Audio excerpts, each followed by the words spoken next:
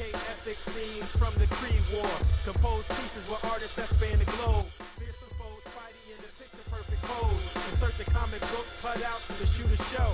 Oh, you ain't know? Yo, everybody know me. I made nerds cool nerd like my man Zobi. Took the everyday display, gave it a spark. Welcome to articulated comic book art.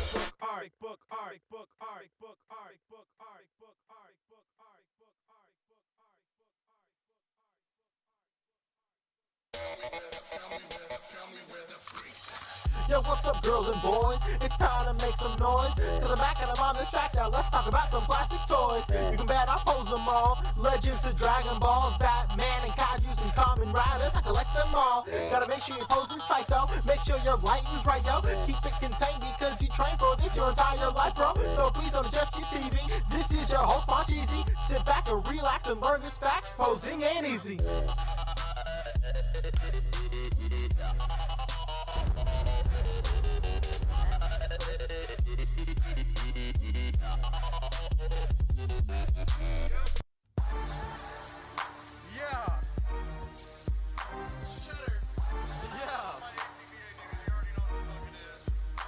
Man, I got toys mint on card.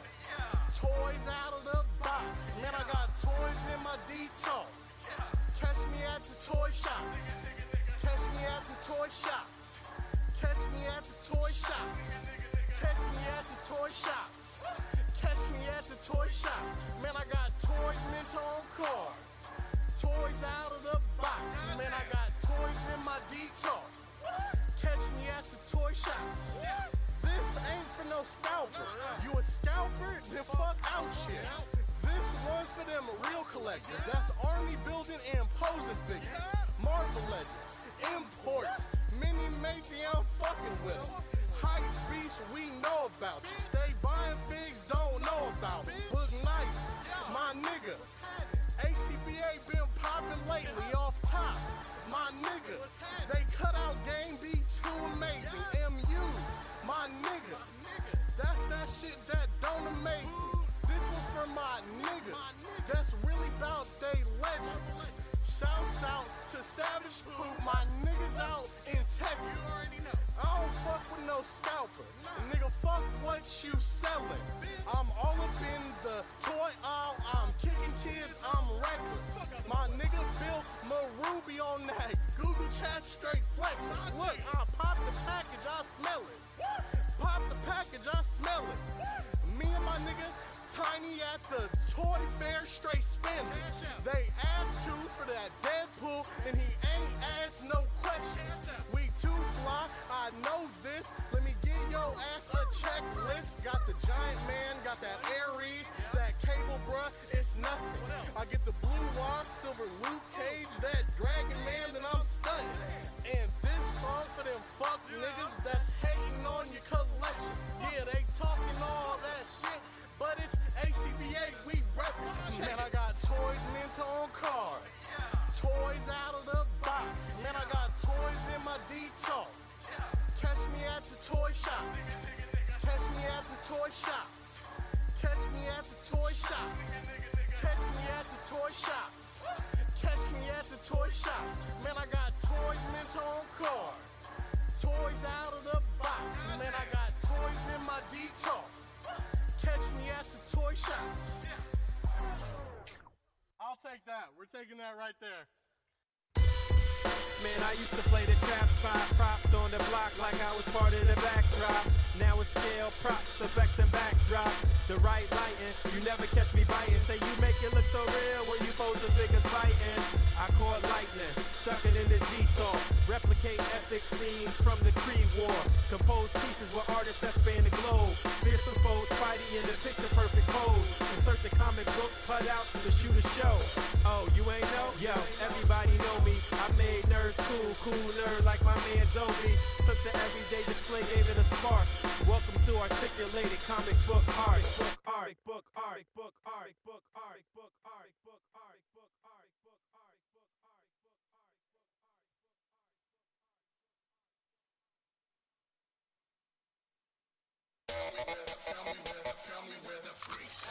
Yo, what's up, girls girls and boys? It's time to make some noise. Cause I'm back and I'm on this track now. Let's talk about some plastic toys. You can bet I pose them all. Legends to Dragon Balls, Batman and Kaijus and Kamen Riders. I collect them all. Gotta make sure your pose is tight though. Make sure your lighting's right, yo. Keep it contained because you train for this your entire life, bro. So please don't adjust your TV. This is your host, Pancheezey. Sit back and relax and learn this fact. Posing ain't easy.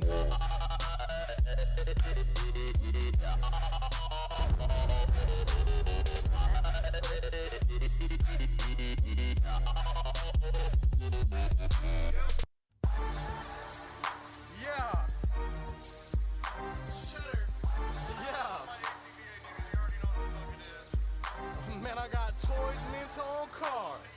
Toys out of the box. Man, I got toys in my detox. Catch me at the toy shops.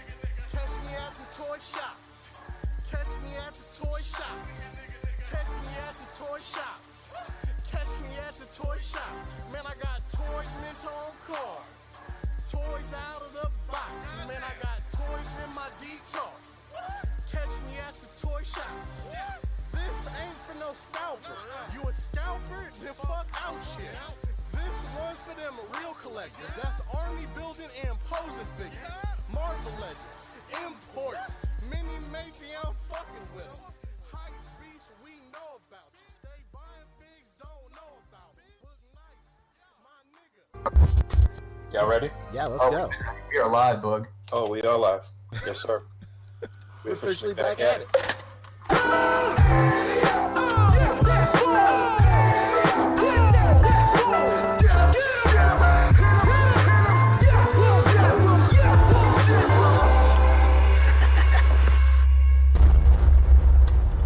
That's crispy. Yes, sir. We're officially back at it. Boog Nice coming at you with the Articulated Comic Book Art Podcast. We are on episode, I do not even know. P, help me out here. What episode we on, brother? 125, my friend. Hey.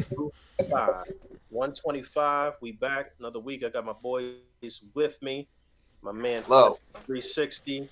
Pancheezey What up? popping in with the ACBA hat. That's it. And we here, man. Sunday evening, 6:15 Eastern Time sharp. 3:15 if you're on the West Coast. 5:15 if you are Central. All right. So what's up, fellas? How y'all doing? Just as we planned it, you know? Absolutely. Living the dream. Doing great. You know, it's a wonderful day in the new America. We did it, boys. Oh, brother. I've been good. My week's been pretty good. I've just been chilling, hanging out. I was streaming a lot this week, so it just feels. Yeah, so usually there's like a week disconnect between like meeting all like the regulars and like the chat and stuff, but a lot of the guys came over to the stream, so it's business as usual for me right now. Hell yeah. I hope you brought them with us. Oh, absolutely. Hunter's Good got to the see red that cup we, tonight. Of course. Cool Good red to cup. see that we all survived. Nobody was anywhere near the Capitol, so we good, right? Everybody's good. That's it. Wait, I was looking for you guys there, but I didn't see you, so I just went home. It was weird. Like, I didn't know anyone, so it was kind of awkward, and I just left. Yeah. But I had a if friend you guys who- had gone like we planned, it would have been a fun time. Yeah, a friend of mine told me like, let's go get the stimulus check. I was like, I don't know. It's a lot. That's a lot to do for $600. Right. Shit, an ambulance costs $1,000 just to ride, so Yeah. you done already blew your whole stimulus. But yeah, I think we do got a decent topic list. We were actually we had our show with the guest extravaganza, and everybody was telling us their top 10 figures of the year and stuff they're looking forward to in this year in 2021. But none of us actually gave our own personal top 10, so we wanted to put out our podcast top 10, I guess, and I guess we're still talking about that a little bit behind the scenes. So I guess before the episode is over, we'll be able to put that in. We need P's input on a few things. It'd be nice to get the chat's input as well, because we're trying to compile like basically the top 10 figures, but like one figure for each line essentially. So Yes. one Marvel Legend, what was like the best Star Wars Black Series, what was the best, Lightning Collection. So we're trying to put that together. We already if you have got a any super suggestions set, by for the way. like the single best figure for like the year for that line, let us know and we can start compiling that. You know what? When I was trying to come up with my own top 10, I was trying to see what I got from Figma this year. I think I got maybe I got 2 Figma figures this year, and it was the reissue of the Berserk armor. Yeah. Nice. And nice.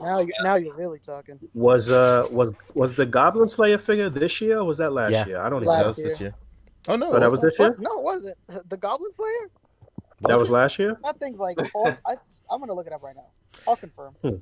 But yeah, that was the one Figma figure I think I got this whole year. I don't think I got anything else from Figma.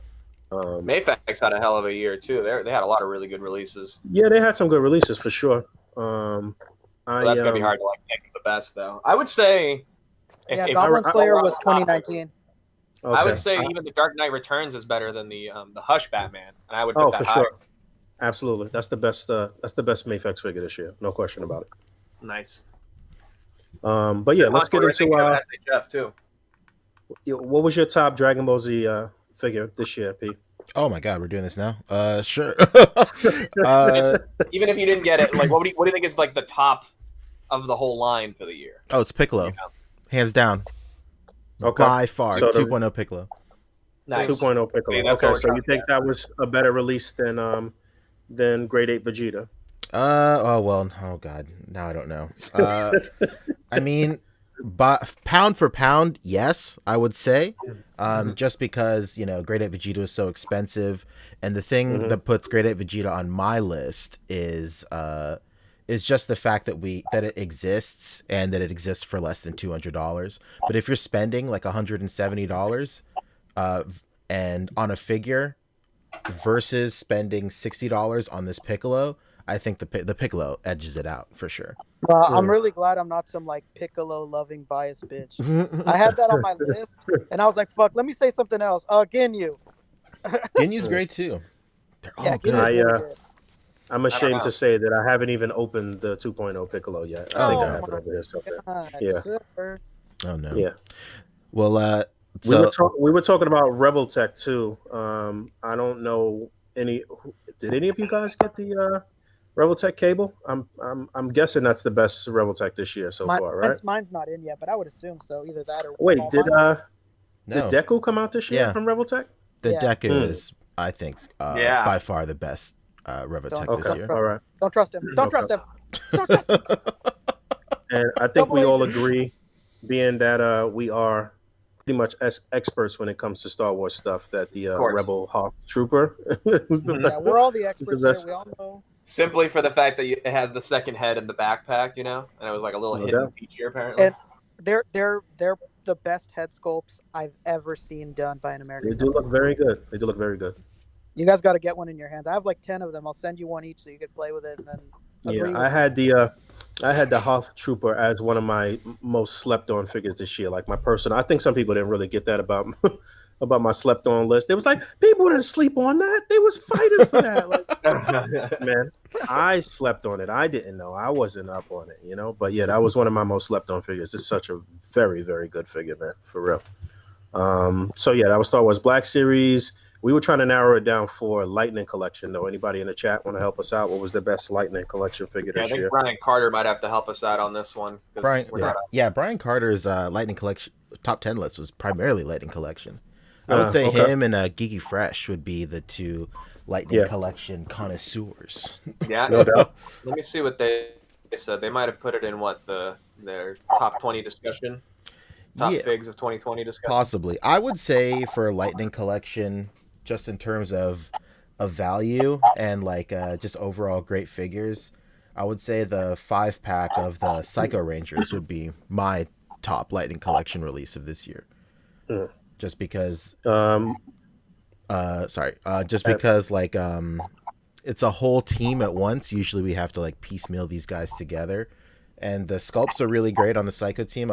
I know Brian said personally the whole team didn't make his list because we had already gotten like the male bucks for like red and blue were already out. So it was a re-release of red and blue, but then with the 5-pack you got black, yellow, and pink. But I think as like a as a value, it's great. $100 for all 5, and then they always go on sale on Amazon for like 60. So I would say that's the best value of the year for sure, and they're all great figures. Show me how those look. I mean, I'm sure I've seen them, but I need a refresher. Okay, cool. Well, you were right. Brian Carter's is mostly Lightning Collection, but his number 1 is MMPR White Ranger. So I guess I did. Well, that was a reissue.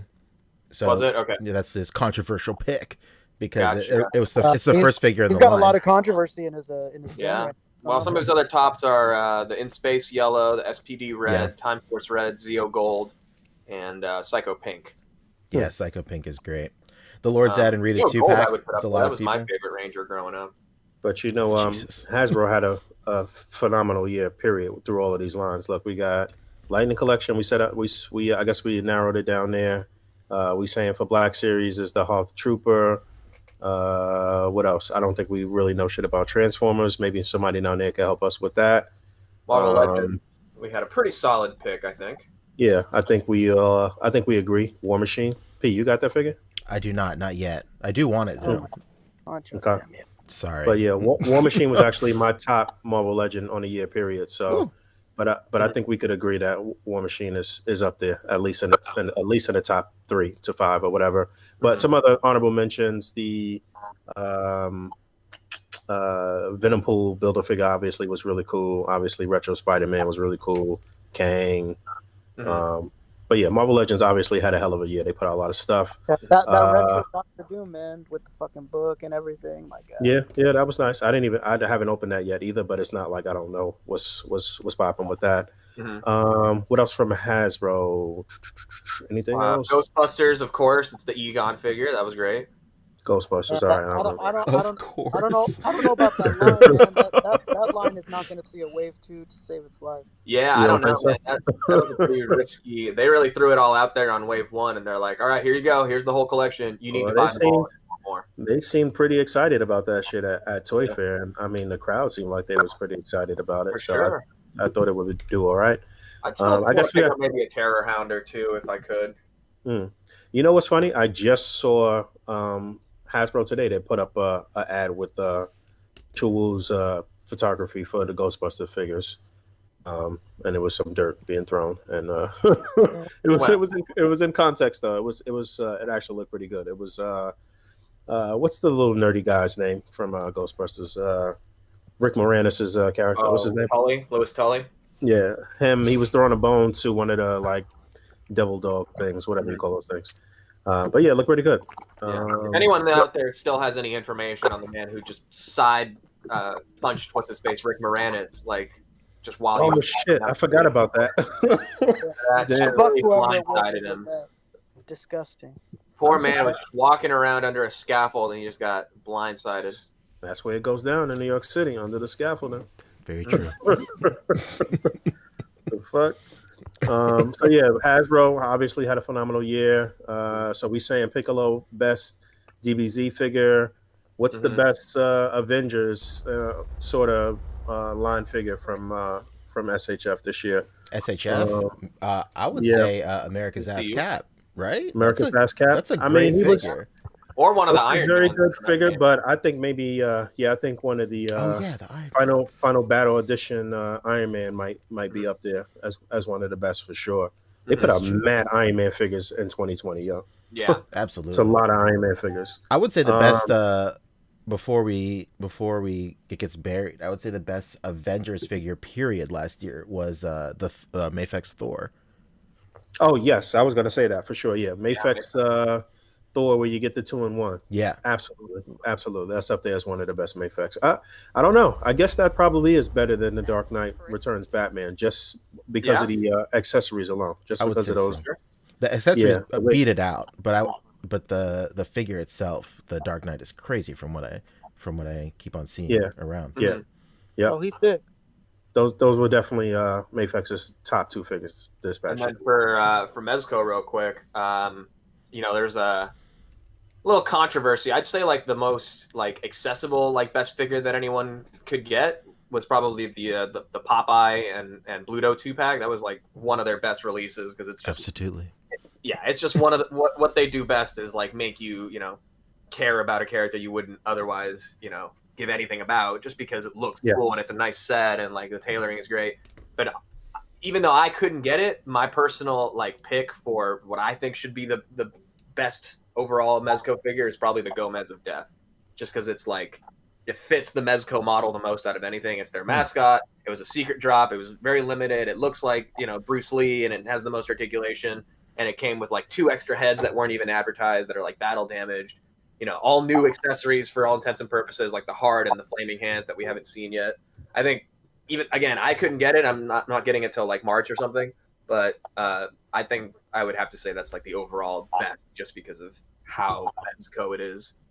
All right, so Gomez of Death. I was thinking Nosferatu, but that one's great too. You kind of convinced me though. Anyway, and also the ability to just kind of swap your head on Gomez of Death too, if you get something customized for yourself. So yeah, that's pretty cool. Yeah, I mean, Gomez of Death is a better Bruce Lee figure than I think we've seen from other companies. What we got to do is put a Bruce Lee head on it. And from what I've seen, actually, the Diamond Select heads actually pop like right on there with no modification. Yeah, you were telling me about that, and I meant to. You told us about that on the podcast. I meant to actually look that up and try to maybe track down that figure. But Mezco had those 2 as their top tier, but probably Gomez of Death as the better of the 2. Mm-hmm. And then where else do we want to go?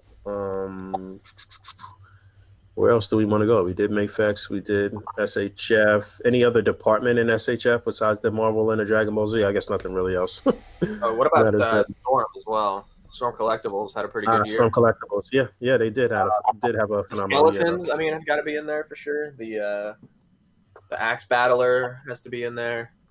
I think Lobo came out this year too, right? Did he? This past year. I'll look that up. Maybe Bane even. I mean, everybody had that Bane.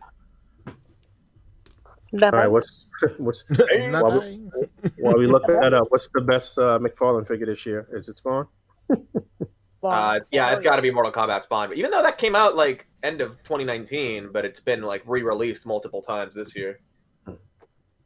CM Brock CM Brock is saying that Hellboy was pretty good. I actually really like the Hellboy. I'll spoil it, but that's actually my number 10, like top 10 figure, because it kind of edged out another one that was like teetering on the edge just because it has slightly more articulation with like a similar design.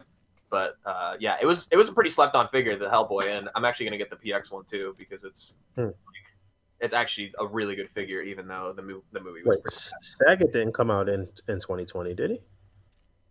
Storm, I mean. No, I don't think so. Sagat was 2019, like early 2019, I think. Oh, okay. We skipped over G.I. Joe Classified when we were in Hasbro, but I think we agree that Beachhead is probably the best classified series figure this year, but that the Blue Eyes version, of course. If you have the Brown Eyes version, throw it in the trash and get a Blue Eyes. Well, I got Blue Eyes. If you have the Brown Eyed version, that means you have Zartan. Yeah, exactly. So yeah, that figure was obviously really good, but the Cobra Trooper was on one of my most slept on figures. That figure is phenomenal. It's a very good release, packed with accessories, playability, you know, swapping the heads and helmet and goggles, and only like Rick said, probably the only reason that we would favor Beachhead over the Cobra Trooper is because Beachhead is just, I don't know, I think, is he harder to get? I mean, they're all hard to get. I know, honestly. I mean, if we're just going off of resale price, he's way higher than the Trooper, I think, right now. Okay. I think he's like 100 plus right now. Yeah. Okay. I mean, I think I would give it to Cobra Trooper just because of, you know, to edge it out to the Army Builder like we did for Star Wars Black Series. Okay. But yeah, two of G.I. Joe's best, and it looks like well, I guess we'll be talking more about G.I. Joe later. I won't spoil that right now. Yeah. Anything else? Any other company worth mentioning? Hot Toys. What happened with Hot Toys this year? Hot Toys had a lot of good releases, I'm sure. Yeah. Yeah, that's none that I'm familiar with. None of us would know. We all like casual noobs. Yeah, sort of with Hot Toys. I didn't get any Hot Toys this year. Did you, Boog? I don't think I got anything this year. Nah, I don't think so. I think the best for NECA, I'd say the Marty McFly has to be up there. For sure. Marty is good. Oh no, let's be perfectly clear here. There's nothing that's topping Super Shredder. That thing is freaking real. That figure is nuts, man. Yeah, I was about to say NECA had a very good year with Teenage Mutant Ninja Turtles. Oh yeah, they did great this year. They're literally firing on all cylinders. And like just so many plans for so much more. Like God, like that line is gonna get crazy. The cartoon line especially, which is already crazy. Yeah, a lot. I picked up Krang the other week, and it's very nice. Oh, did you? Mm-hmm. Yeah. Yeah, it's really nice. He hit like right before the end of the year, so he's got to be in there too. Yeah, and I got the Splinter and Baxter Stockman too. Those are really nice too. But I do you found them you found them on shelf? Yeah, actually, it's nuts because my Target never gets anything, like absolutely never gets anything. And then I walked in one day, and then there was Krang, like a couple of them, and then there were Splinter and Baxter, and there's a couple of them too. And I was like, this is weird. Yeah, I've seen a lot of pictures floating around of like pretty stocked shelves with Krang. That's crazy. Yeah, my Target had like 10 of them. Mm-hmm. Yeah, what's the retail price for Krang? Krang is $40, right? Yeah, $39.99. Really? Yeah, he was a little expensive. Well, I didn't, so I got a little bit of a sticker shock when I got to the register. Their regular figures are $35.99, so this is a great deal. Okay, yeah, that makes sense. And the Baxter and Splinter was $50. That was $50, I think. 50. Okay. Yeah.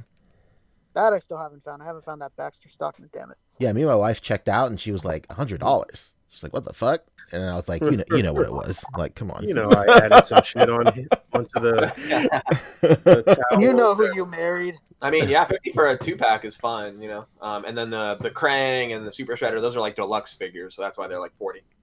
Yeah, that makes sense. Yeah, NECA had a very good year. The Predator line was crazy. I think the Alpha Predator came out this year. That was like, you know, the 100th Predator figure. Therefore, shouldn't that what's that thing from McFarlane, the Doomsday Batman dude? Did he get a lot of burn this year? Was that one of McFarlane's top? Yeah, I mean, this whole year was McFarlane's first year with the license, so everything I think came out this year. Okay, that makes sense. Yeah, you're right. Infected Superman, who's got to be up there. Yeah, you know what's funny? My brother came by the other day with my nephew and his son. He's 4, and he had some toys and stuff that he brought over. He had Infected Superman. I messed around with it for the first time. It's actually an okay figure, man. Yeah, definitely an improvement over the original, even if it's like a weird design. Personal pick would be that Cyborg, but like I don't know if anything else is going to come with that line or whatever. But I loved that figure with how well it matched the animation, and it was actually better articulated than figures that just have a normal human body. It just makes no sense. Like this guy's a robot. Like cutting this figure up should be like a pain in the ass, and you articulated that really well. But fucking Batman can't move. Makes no sense. I don't get it, man. Come on, Thomas Wayne. Yeah, Thomas Wayne's all right. From what I've seen, it looks fine, but I don't know that it's a totally great figure. That's exactly what I mean. Like that Thomas Wayne, he's just a human buck. Should be really well articulated, but that Cyborg articulates like 10 times better than that Thomas Wayne. Yeah. It makes no sense. Oh, real quick for NECA though, Taka and Razar came out this year as well. Yeah, mine should be here soon. That's gotta be up there. Somebody let us know what the some Hot Toys aficionado out there. Let us know what the best Hot Toys was in 2020. The 2099 looks really good. The Spider-Man 2099. That looks crazy. Somebody tag Nick Rogers, please. Come on. Yeah. What else came out from McFarlane though? I mean, I guess if I had to pick like a favorite McFarlane release for this year, it would probably be the Bat Raptor because it's just a good 6-inch vehicle. I'm so mad that I missed that when it was like $15 at GameStop or some shit. What was it? I think it was less than that. Was it less than that? Yeah, get even more upset. It was $5. Yeah. It was oh my god. This is pretty awesome. That's right. It's a good size vehicle. I got it I think I got it on Amazon for 20 or something. It's fine. I was so mad. I had it in my cart, but it wouldn't let me check out. Yeah, that's rough. That's always the rough. People are saying Hot Toys Mando, and I know a lot of people who that was their first Mando. Yeah, that's a good one because that's just one release, Yeah. Yeah, and but the only problem with that is that the better Mando comes out in like 2-3 months. The one where he's full Beskar and he comes with the child and the pod and stuff like that. You know what? When I was on the website pre-ordering Spider-Man, I sat on the page looking at that figure for like a good 10, 15 minutes. Like, should I pull the trigger on this too? That's how they get you. I don't know. Yeah, that's how they get you. Yeah, my dad doesn't collect figures at all, and he was like, "Hey man, did you see that Hot Toys Mando? I pre-ordered it." I was like, "What? What are you talking about?" I mean, that's just a decoration for the house. Basically. They know what they're doing with their marketing and promotion on Hot Toys website, how they picture the figures, and they know what they're doing there for sure. Absolutely. But yeah, I don't know if it's any else. I'm looking around at the shelf and shit, but I don't think there's anything else really worth mentioning as a top 10. I think some of the other companies may not even have had enough releases to qualify. I'm thinking like Soap Studio, they had a few releases this year, but nothing that was really phenomenal. I mean, the Fantastic Beast figure, Grimmauld was who is it? I said Dumbledore. Dumbledore, excuse me. Yeah. Yeah, I actually do want that figure. That looks like a nice suit. I might change the body though. I don't know. Their best tailored figure for sure. Their best tailored figure. Who else? 1,000 Toys. What did they put out this year? They put out Master Chief, which a few of us I think want, but none of us have. Yeah, that's true. The Hellboy came out from them this year too. No, Hellboy wasn't this year. No, that was last year. That was last year. That was last year. Abe was this year. That's why. Oh, okay. Oh, okay. It was like November of 2019 or something like that. Gotcha. I heard Abe wasn't that good. Somebody was telling me that figure was kind of whack. That's what I'm hearing as well. But then I don't know who to trust out here. So right. Exactly. Real quick, Ryan Carper has figured it out. The number one hot toy of 2020 was the 1/1 scale Baby Yoda. Okay. He's Baby Yoda. His neck looked kind of weird though, right? Am I remembering that right? Like a lot of people were saying his neck and then like his makeup was like weird. So, I mean, don't listen to him, Grogu. I'm just the messenger. And the facial paint turned out really weird too. A lot of people really painted the face. Yeah, he looks like he just had like a coughing fit. Like what? He looks like you took him to the buffet and he sipped the water a little too hard. He's like, oh no. That's crazy. 1,000 Toys also had the Devil May Cry figures. Oh, those are great too. Okay, all right. Yeah, that figure was nice. We talked about that last week, I think, or the week before. Okay. Yeah, that figure was nice. I know there's other shit probably out there, like Acid Rain, or some of those other like crazy 3/4 inch, like real niche type of things that we would know shit about. Fight, had a bunch of stuff. Yes, Boss Fight. AI Collectibles is saying quick correction. The Grogu was not a Hot Toys. It was just a sideshow statue. Okay. So thank God. Yeah, I stand corrected. Yeah, no, you're right. Right. Fair enough. Sorry, Hot Toys, you don't get the credit. It's basically. There's another kind of indie toy line that had some stuff this year. Kind of similar to Boss Fight. Mythic Legions, of course, has always got crazy stuff coming out. God, how could you pick between those figures? It's impossible. They're literally all incredible. Like I can't think of a single Mythic Legion where I'm like, that was just all right. They're literally all incredible. Yeah. Also, speaking of Mythic Legion, they extended their pre-order window for their newest wave until tomorrow afternoon. Oh, really? Nice. Yeah. So it's supposed to wait, say that again. Their pre-order window for like their newest wave. It was originally going to close, I want to say, at the end of last week, but they posted that they're extending it until Monday. So, and that's the one we talked about on the show a couple of weeks ago, with like the moose and shit and all sorts of great stuff. So, now's your time to get him, probably at the lowest price point, I would imagine. Get your moose. Yeah, get your moose. Get your Baron Voligar. I mean, come on now. I had the horse ordered. That's really one of the things that I'm looking forward to. But these look so good. Yeah, these look crazy. So I know what was the top Mythic Legions figure in 2020? What was the best? I mean, it has to be one of the giants. The big ogre guys. I guess we got to ask Trevor about that. Yeah. I don't know that I got any of the ones that like came out this year, so I can't. Yeah, I didn't either, but I saw a bunch of really cool figures though from Mythic for sure. Yeah. So I know a lot of us put out videos, so we won't talk. It's probably better for everybody to check out those videos to see our top 10s. Rick, did you have a general consensus of what your top 10 was? Yeah, I do. My only thing is that like I don't really have them numbered. Yeah. That's just too hard for me. But I have a general list. I have the NECA Super Shredder on it. Hell yeah. The recent Miles Morales, even though Boog's not the biggest fan of it, it's okay. I figured I just got mine in too. Yeah, well, that's why it's only number 9. Incredible. I love it. Boog, I forgive you. I forgive you, bro. Okay. Dude, honestly, it looks really good without the clothes. It actually looked really good without the clothes. You know what I like it with the clothes. I think it only with the clothes, it only works if you have both of them on at the same time.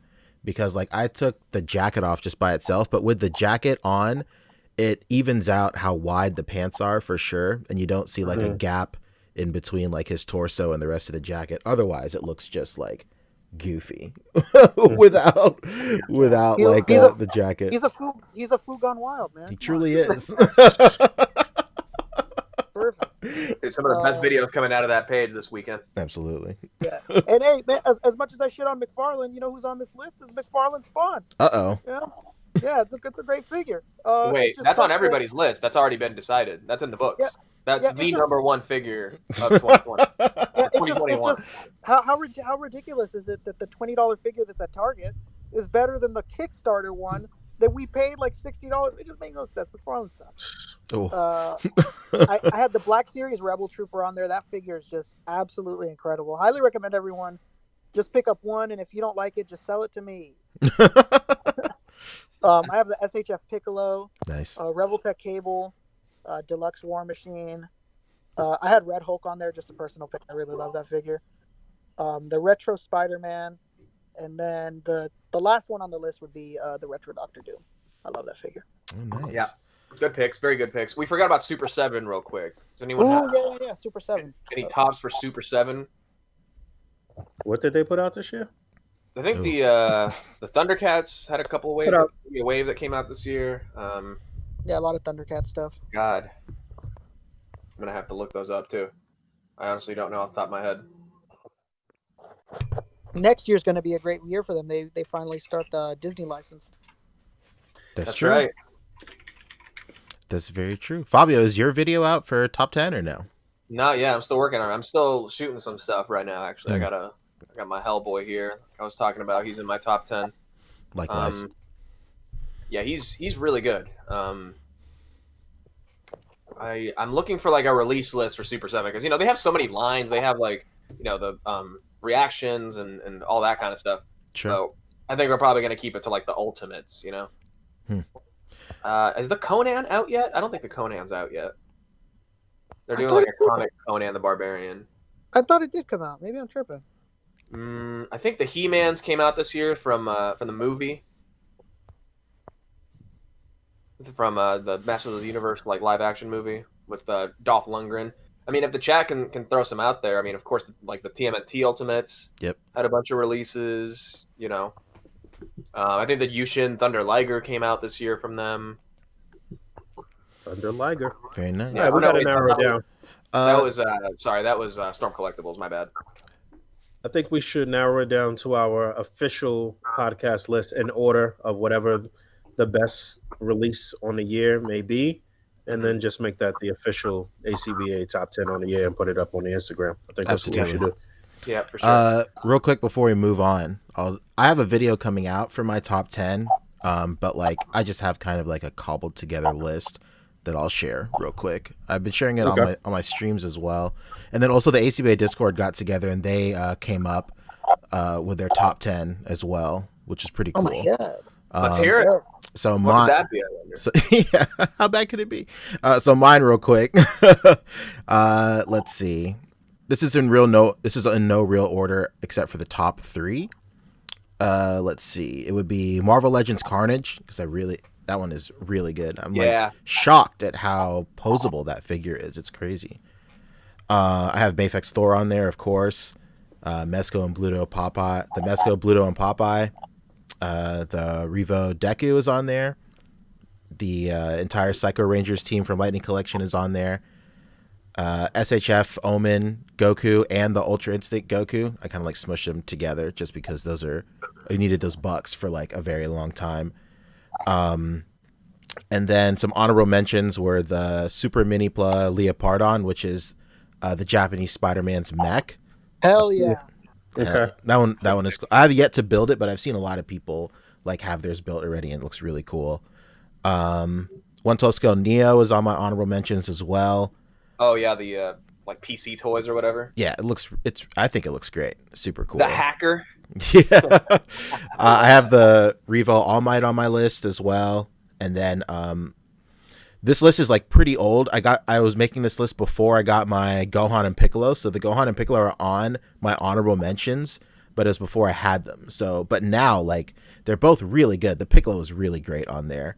You're gonna squeeze those in? Yeah, I'll have to like redo my list just to see what's up. But my top 3 would be SH Figuarts Grade 8 Vegeta at number 3. And then number 2 is the Kotobukiya kit for the Mega Man X3 Max Armor, which is like really cool. I don't have it here, but like, I don't know, look it up. It's really great.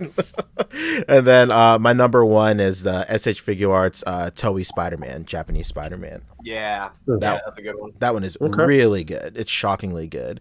Good list. And then for the ACBA Discord, so we did something cool on the ACBA Discord.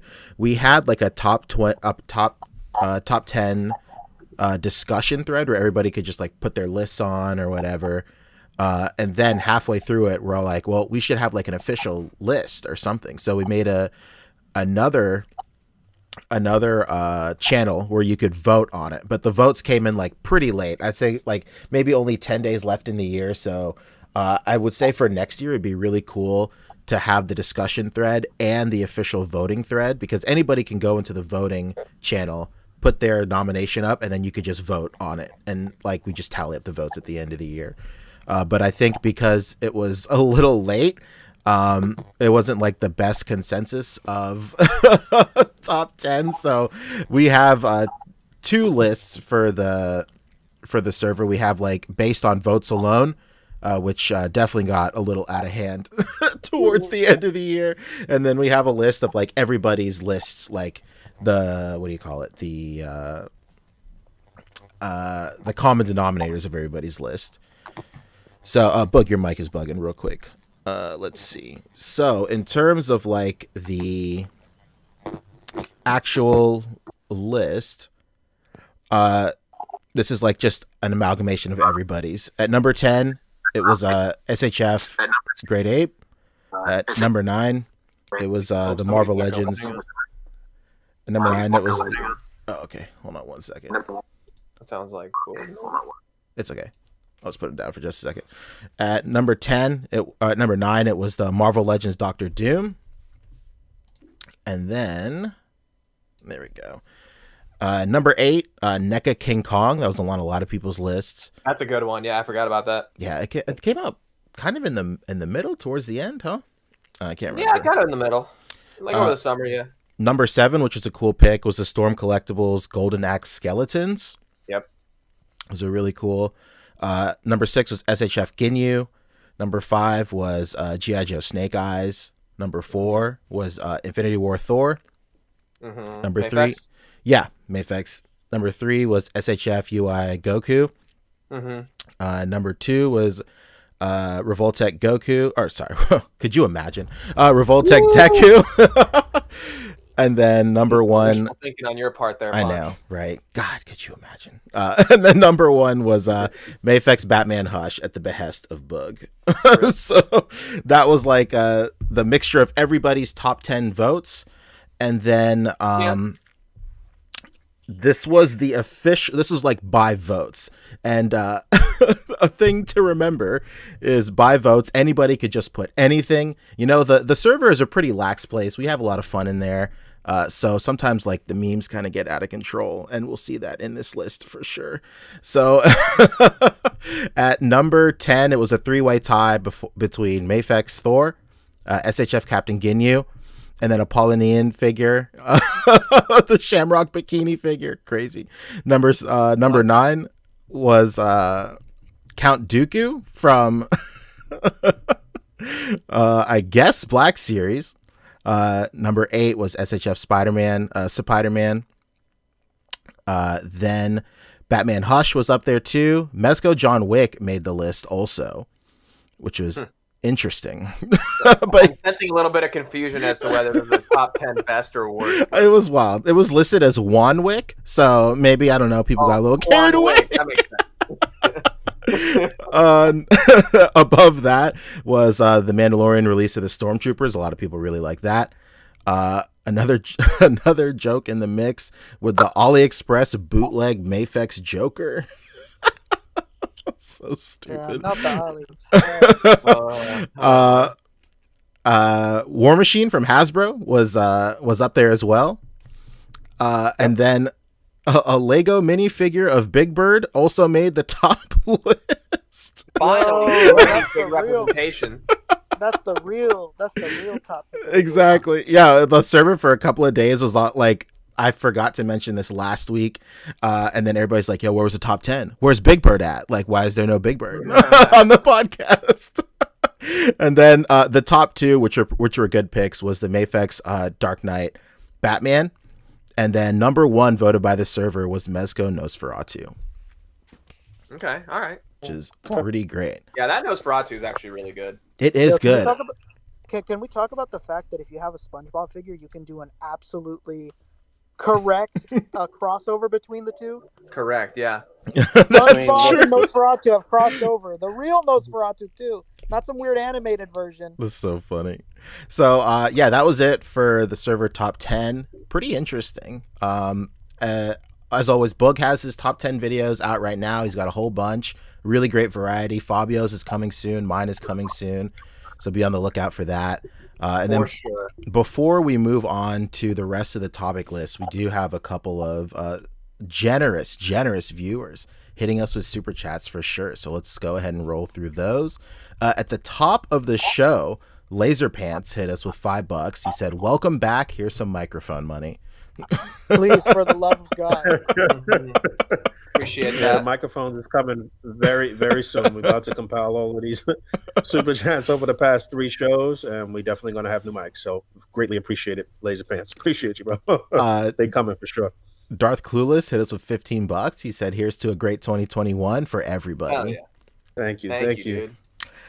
Another friend of the show, Carlos Cerrone, he says, "Can't stay, but wanted to show some love for the boys. Big shout out to Punker Mike and Boog Nice for really getting me into dynamic posing lately." Hell yeah. What a guy. I got to hit up Pete. Doing it for the boys. I actually got to hit up Punker Mike this week. We got to get together for something. And he's got something that I'm trying to buy from him, too, for a display. So shout out to you, sir. Thank you. And then Carlos Cerrone, again, went back on his word. Turns out he did stay. He said, wanted to give another $5 to help Boog get a new mic. LMAO. He heard the static and he said, I gotta help. Right. That's when it came too. Right now.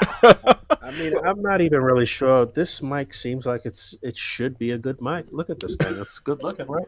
It is definitely that chrome looks a little extra.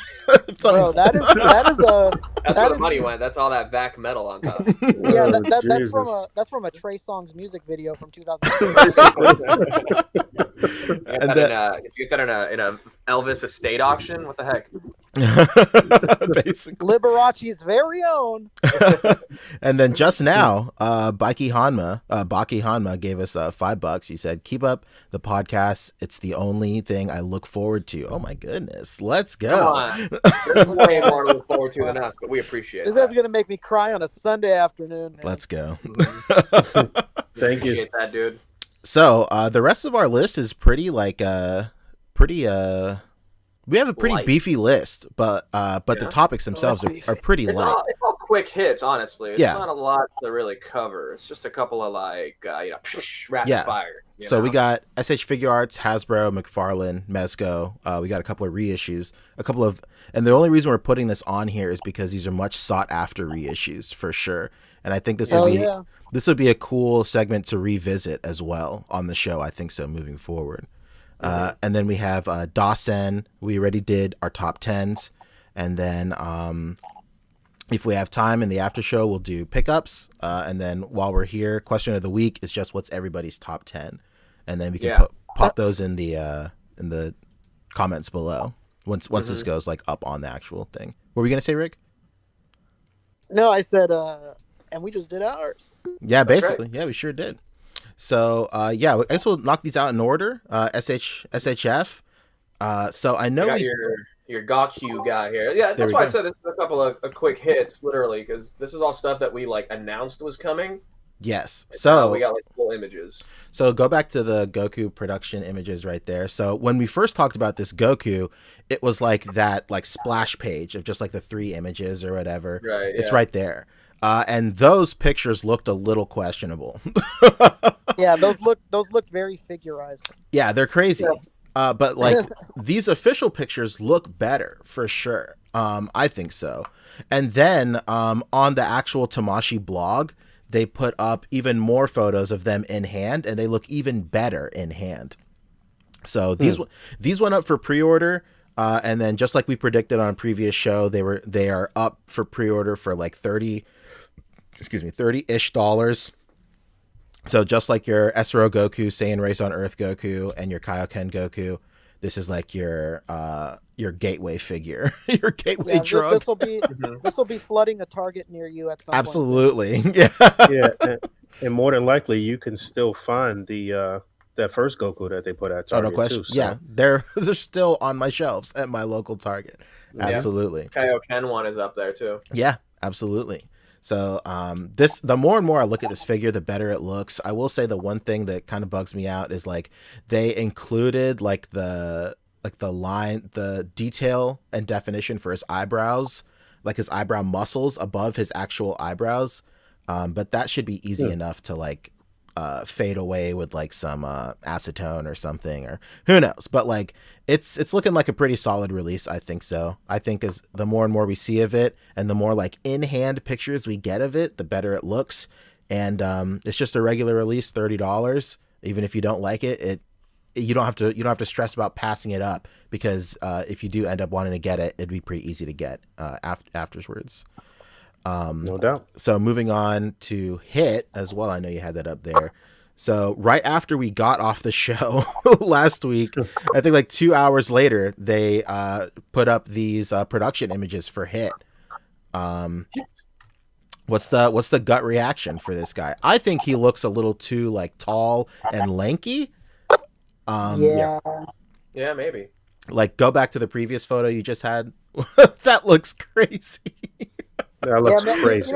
You know the problem is that I'm sure you know, Pancho, that this guy, he's a lot beefier. Yeah. In the show, he's never this lanky. Mm-hmm. I don't know why he looks like this. It's crazy. Even in the manga, he's not lanky like this. No. He just looks like a Slim Jim. Those pictures look better, but that one picture looks real like cartoonish, and I don't know. It looks like huge too. Yeah, well. Yeah, what the hell is that? He's got a rep. This is like one of those. Why do you think they call him Hit, man? That's exactly it. This is like one of those skinny guys at the con that likes to cosplay a buff guy, but just doesn't fill out himself. Yeah. But yeah, it's cool that he got like a release date. He's coming out in June also. Which is great. So also the Goku that we just looked at is coming out in June. So, but he unlike Goku is like a Tamashii exclusive. So, $60. Yes. On top of him being $60, once he's gone, he's gone. He is available for pre-order right now on P Bandai, I believe. So just hop on that. And usually with P Bandai, you have like 2 months or something like that to get your pre-orders in. They announce when they're about to close pre-orders. So, yeah, there you go. $60 on P Bandai right now. You can see that the pre-orders Did he go open. up on Big Bad Toy Store, or was I bugging? He may have, but he's a little bit. But he has the. He's a little bit more on BBTS. But also on BBTS, you don't have to pay for them all at the same time, which is also a really great thing if you don't want to drop $60 right away. So there's plenty of options for you out there. I know myself, like I'll usually do like a P Bandai, and then after orders close, I'm like, oh no, maybe I want a second one. Then off to BBTS I go, my friend. Yo, real quick on BBTS, it is $94.99 and it already sold out. Oh no! Oh, it did sell out. Okay, well, never mind. I was wondering because that's crazy. I was bugging because I had got the alert and I was gonna put up some pre-order alerts or whatever, and then the shit just disappeared from their page. And I'm like, I know this shit didn't sell out that fast, but I guess it did. They might do a second wave for $94. Oh my it's crazy. Damn. It just goes to show how people have wanted this since like 2017 or whenever this came back. Like, it's crazy. Damn, I'm gonna have to order from P Bandai then. There you go. They sure give you enough ads, that's for sure. I'm sure you guys get bombarded with those fucking ads. Absolutely. And then last thing for SHF, the Pac-Man is up for pre-order as well. Yeah, and he's cheap. He's so cheap. $17, my guy. That's unreal, man. $17. Really? Yeah, that's crazy.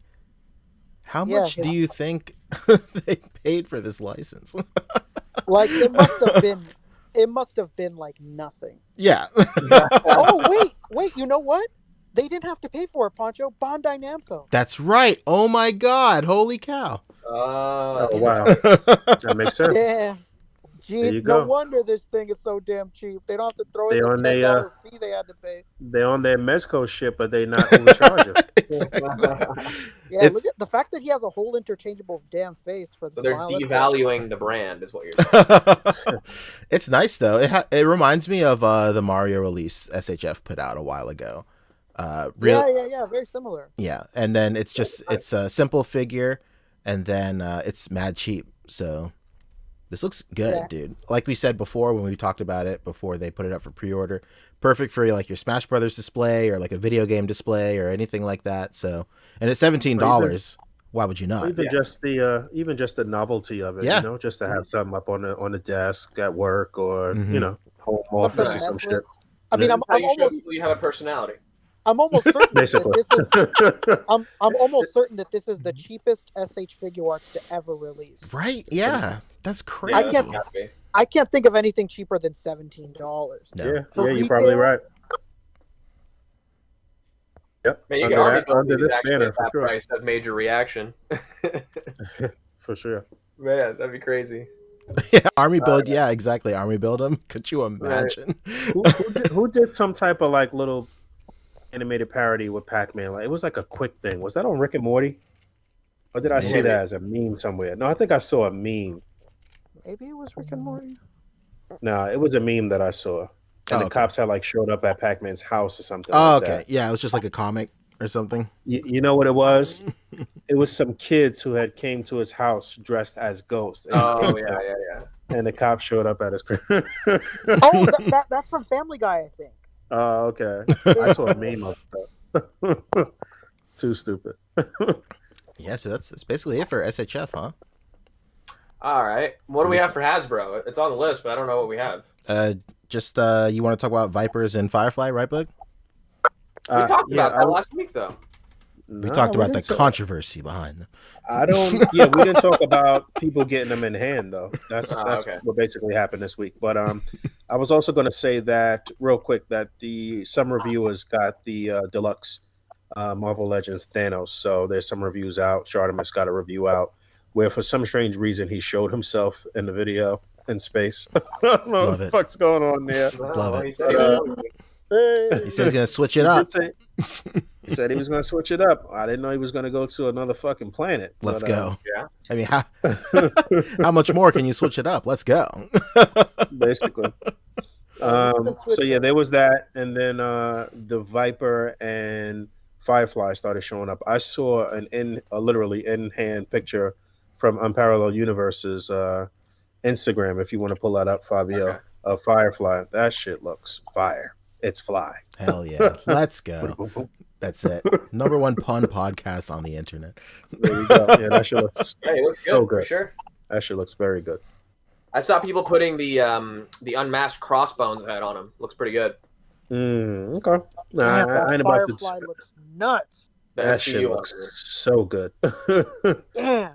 I think he uses some parts from Beachhead too. So yeah, I'm thinking that too. I'm thinking that too. 100% those legs are Beachhead. Yeah, the arms too, because they have that same stripe texture. pattern. Yeah, that like stripe texture. The tactical turtleneck. The Well, tactical. yeah, you're gonna see a lot of that with this line with military based figures here. That's an easy reuse. Shardinus just said in the comments that today's review he's in New York. No doubt. You could go anywhere in the world. You could go visit your viewers and shit like that. That should be your segment. Visit a viewer. You live stream from their living room and shit. Yeah, there's your boy Thanos. Yeah, that looks very good. It looks like it's rivaling the old Marvel Select version to me. Never looks better than the Select. I think so. The Select one looks fat. Why does the hand look backwards though? Am I seeing that wrong? I saw Shartimus's screen cap of like a size comparison, somebody's screen cap from his video. But he does look a little undersized though, standing next to Hulk. But it's still a big figure because from what I understand, he's bigger than the other Thanoses that we got, I guess, in 2018 and 2019. And this is the one that comes with the head for the old Thanos that you can put on the Walmart, like more modern Thanos. Yes, correct. Or the Build-A-Figure. So, yeah. People have this in hand. If you're a retail hunter still, go get it. Anybody I gotta get this Firefly, bro. Yeah, anybody's got a line on Firefly.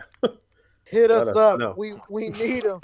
And more Vipers. Everybody needs more Vipers, too. Get the case and send it to the podcast. Yeah, I mean, the best part about Firefly is that, it's not like with the Vipers where you want like at least 2 or 3 of them. Right, yeah. I'm good with one. Yeah, shoot me one, man. Come on.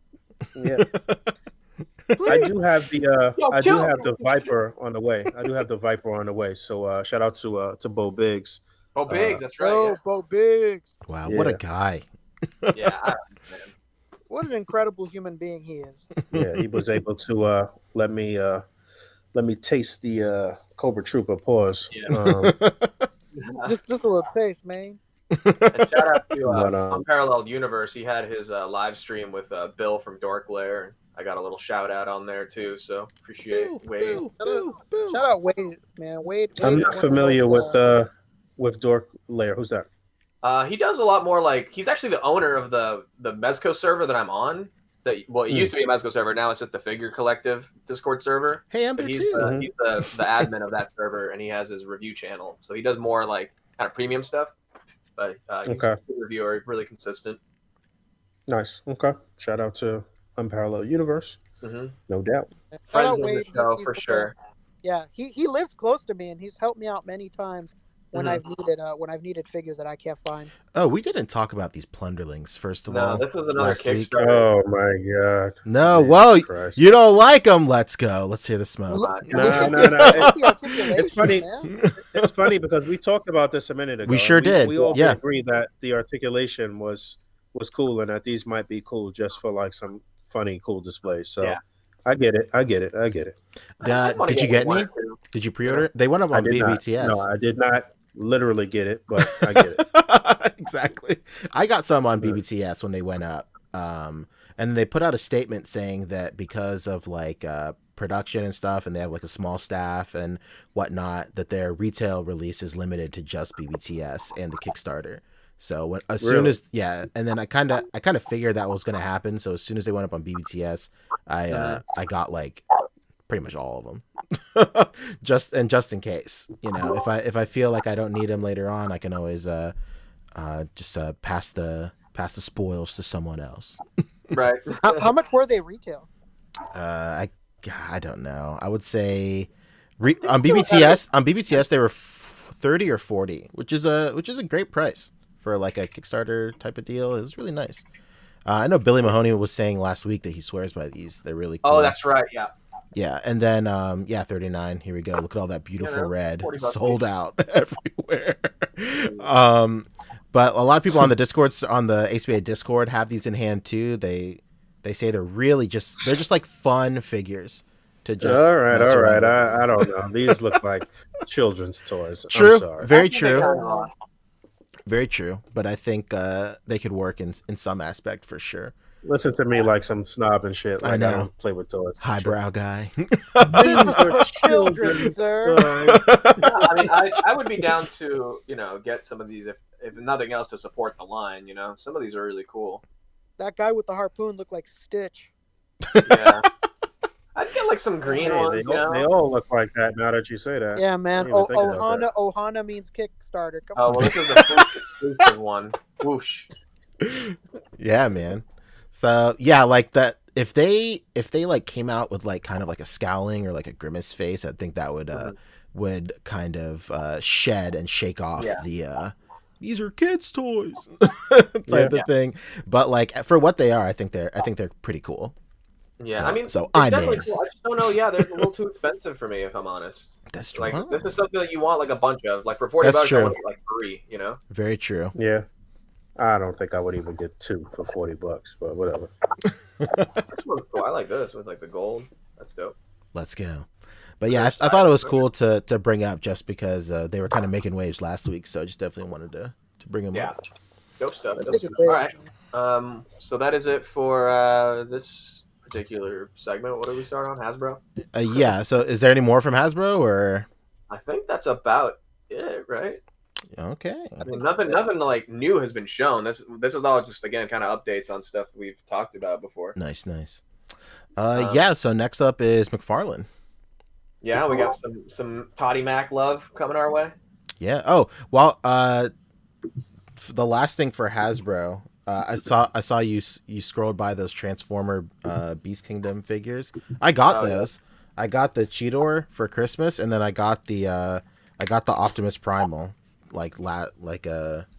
This week. Yeah, a bunch of people are asking you to mention that. Actually. I know. In my live stream, I was unboxing it. I was transforming it in the live stream. I don't know. I'll admit it. I kind of forgot what gorillas look like when they're just like posted up on all fours. So like I transformed this guy, and I was like, yo, is this what gorillas look like? This can't be real. So I looked up pictures, and then I don't remember Harambe looking like this. Yeah, basically. So I was looking at pictures, and like, of course, like gorillas kind of look, a little funny when they're like all fucked up like that. So I was like bugging out. I was laughing. I was like crying on screen. It was so funny. And then, but the figure itself is nice. I really like these. And then I remember I was talking to my wife, and then we saw those figures on shelves. And then we were, of course, like my wife likes to like give me shit all the time about like you collect a lot of stuff, and I was like, yo, dude, at least I'm not into Transformers, because that's a pretty deep line. And yeah, you're fucked. Yeah, look at me now. But when it comes to like actual transforming stuff, I would say Beast Wars is probably like my deepest cut, because I used to watch Beast Wars a lot. And then even then, I don't really my favorite thing about Transformers is just the design. I don't really care for them transforming that much, so I probably won't. I mean, I'll probably go back on this within 6 months, but I probably won't get more from this line. I'll wait for like the new like red line where it's just them transformed and they look really cool. Damn, Red Cup Poncho, party of one over there. I know. All right, let's go. Let's hit up Toddy Mac. What's Toddy Mac up to this week? Toddy Mac up to all kinds of stuff, of course. Him. He's always showing off something. He's masked up. He's always looking like it's Christmas morning, on the floor playing with toys. So he's showing off the latest wave of the McFarlane Gold label, which is, basically repaints of the regular line, but classed up with a gold label on it. It's like this is like the sommelier's McFarlane figure. You know what I mean? Let's go. This is a McFarlane figure for not a Poncho who drinks out of red cups, but one who drinks out of wine glasses. Yeah, just a little. This is, there's the regular McFarlane line, which is Winnie the Pooh, and then there's this McFarlane line, which is Winnie the Pooh in the tuxedo and monocle. Yo, Bo Biggs with the 20 in the super chat right now. What a guy. Let's go. Says showing some we love. We were just talking about what a giving, wonderful human being you are. Bo Big. Thank you, sir. Right, we just mentioned you. Thank you, bro. Appreciate that, dude. Yeah. Oh, the Lady Death. I actually do want to mention that. That's actually a really sick looking figure. Oh, man. You got to do that Blue Marvel, Bo Biggs. Yeah, he said showing some love to the ACBA guys. 2021 off to a good start. the missus getting me the Lady Death from BBTS and a custom figure. I'm thinking Blue Marvel or Battlestar. Nice. Hell yeah, bro. So a great start for you personally, of course. Let's go. For sure. I'd hold off on the Blue Marble just because, I don't know, the way Boog's pressing Hasbro, we might get that this year. Who knows? I hope so, man. I hope. Yeah, I know. I hope so, man. I hope we do get Blue Marvel. I did hear from a direct source that scoops. It's gonna happen, but it might be a little while. So it might not be this year. But I did hear that it's almost a definite, a very good possibility, but it's just gonna take a little bit of time. So let's go. I would bet that, not that they're like specifically going to set it up in the movies, but they're probably waiting around to see how like the Monica Rambeau storyline develops in like WandaVision, and then that's supposed to have like, you know, through lines to the that rest premieres this coming Friday with 2 episodes, by the way. That's right. Yeah.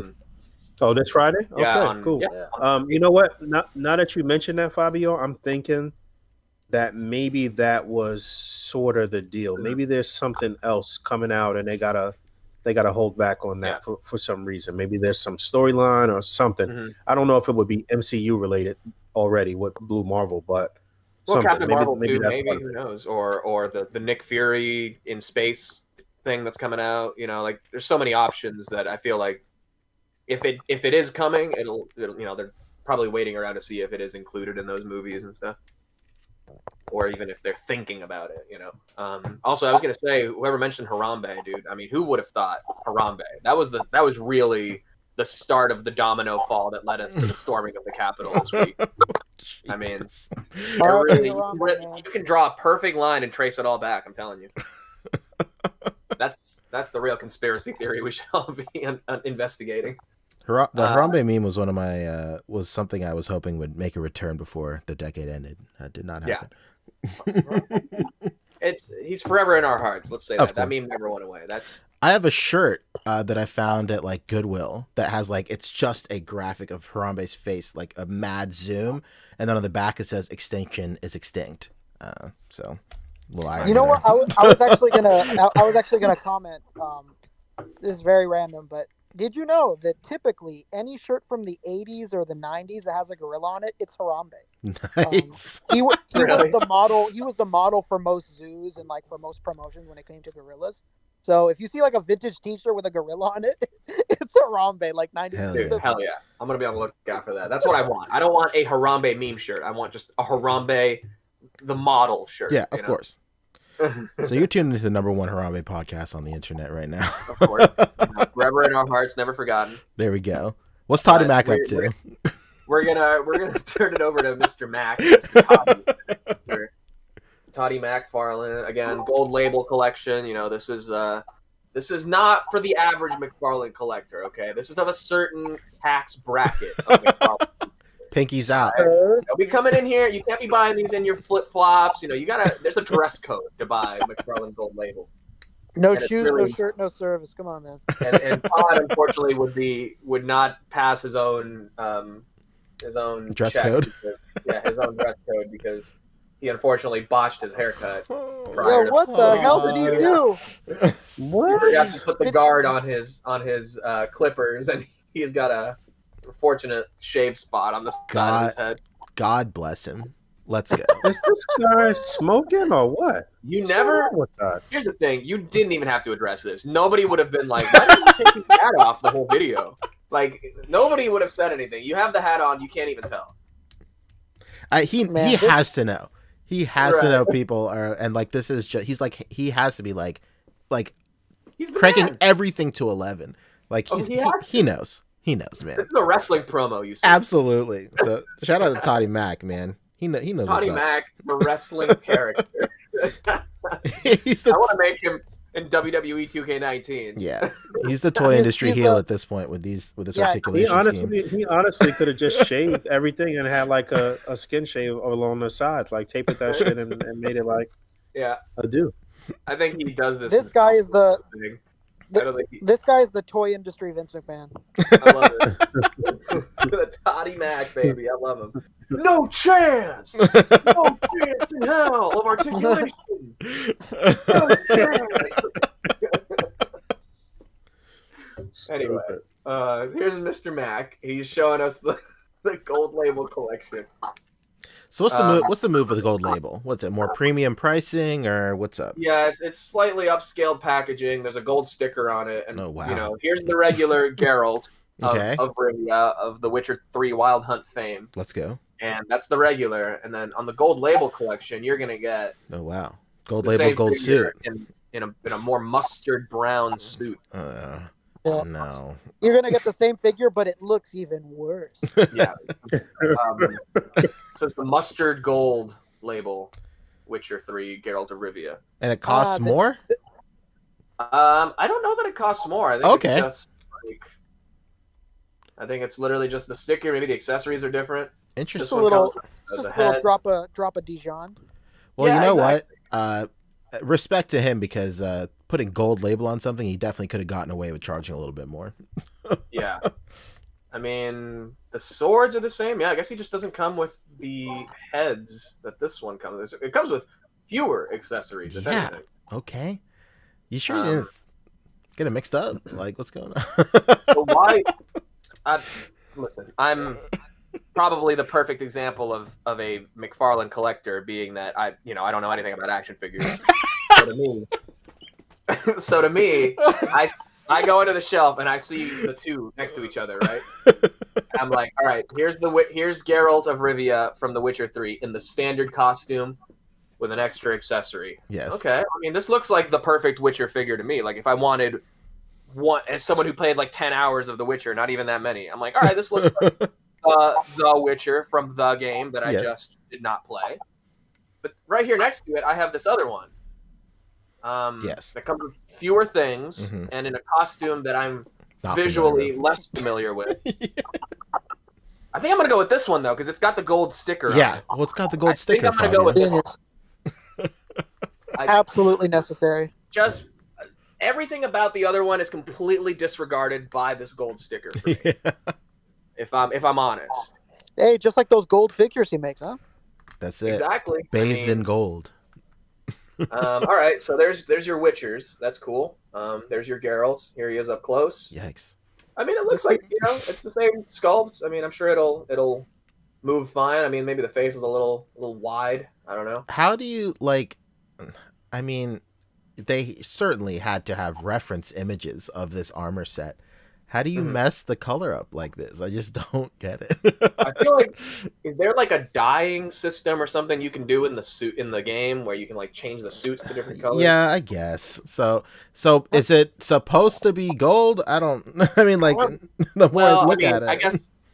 I guess if I was more like upper class than like standard middle class, maybe I would, understand the appeal to this a little more. But as I said, that's true. We're merely plebs. That torso may be one of the worst torsos I've ever fucking seen. Maybe ever. Look at that cut! Oh my god! Timothy Perez, real quick, with the perfect comment. This is Colonel Mustard variant Geralt, which is by that token, he should come with like a candlestick or like a lead pipe accessory, something. Yeah, a little. Not the colonial crackers. Yeah. 796 is saying, please, someone please send Todd help. And a barber. He looks like he's got on a waist trainer or some shit under there. Like, it's kind of weird how it. Yeah, and that Geralt too.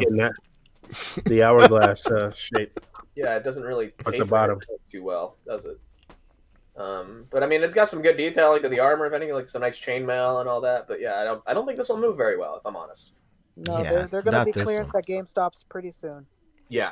Well, I think this might be Walmart exclusive, is the whole gold label thing, too, which, of course, only the most gold label people shop at Walmart. We all know only the upper crust of society shops at Walmart. really just the the focaccia bread with olive oil and balsamic vinegar of people will be getting this at Walmart. Yeah, they're skipping Olive Garden. They're going straight to Gabbara's, basically. Oh my god! Somebody, Hater Herder, just pointed out something in the comments that I didn't even notice. The torso's garbage, but look at the crotch; it's non-existent. Yeah, I don't know where. Oh my god!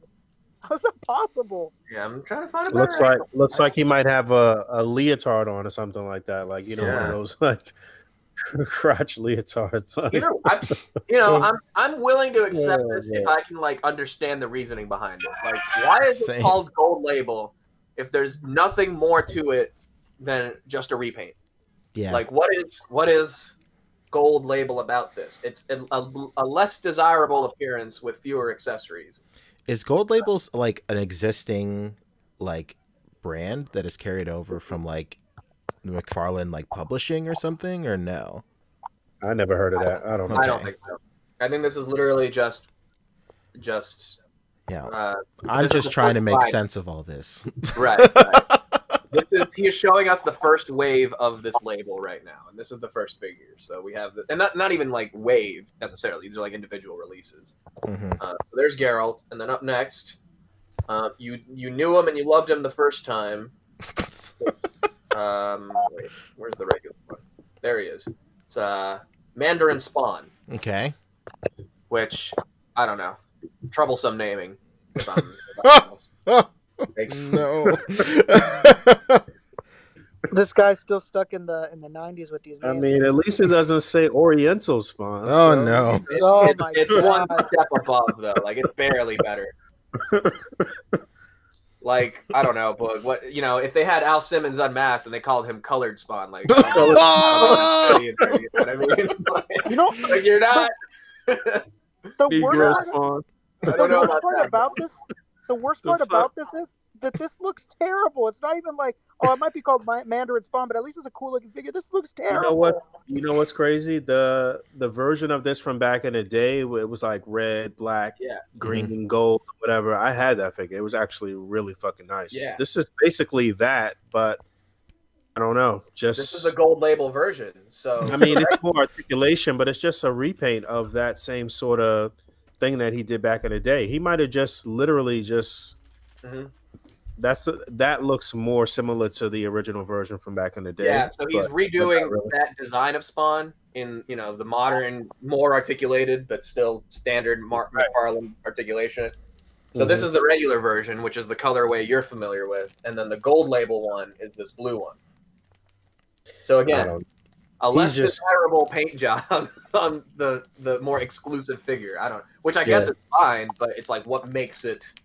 Where's the value? Where's the gold, the goldness of it? I mean, the weapons are gold. Are they? But honestly, this actually could make a pretty good army builder. I mean, if nothing else, you could get a few of these guys and have him fight regular Spawn. I don't know. Perfect consensus. I don't know. Really. Cool. I mean, it's a good standalone piece too, I guess. Let's go. And then up next, this one is the only one in the Gold Label collection that is not a repaint, but it is a redesign. McFarlane's own redesign of everybody's favorite Cape Crusader, the Batman. Oh, look how he looks in the package. He looks like the Elephant Man a little bit. The way he's leaning over. What are you doing? Yeah, he's got... Not like this. So what is this from?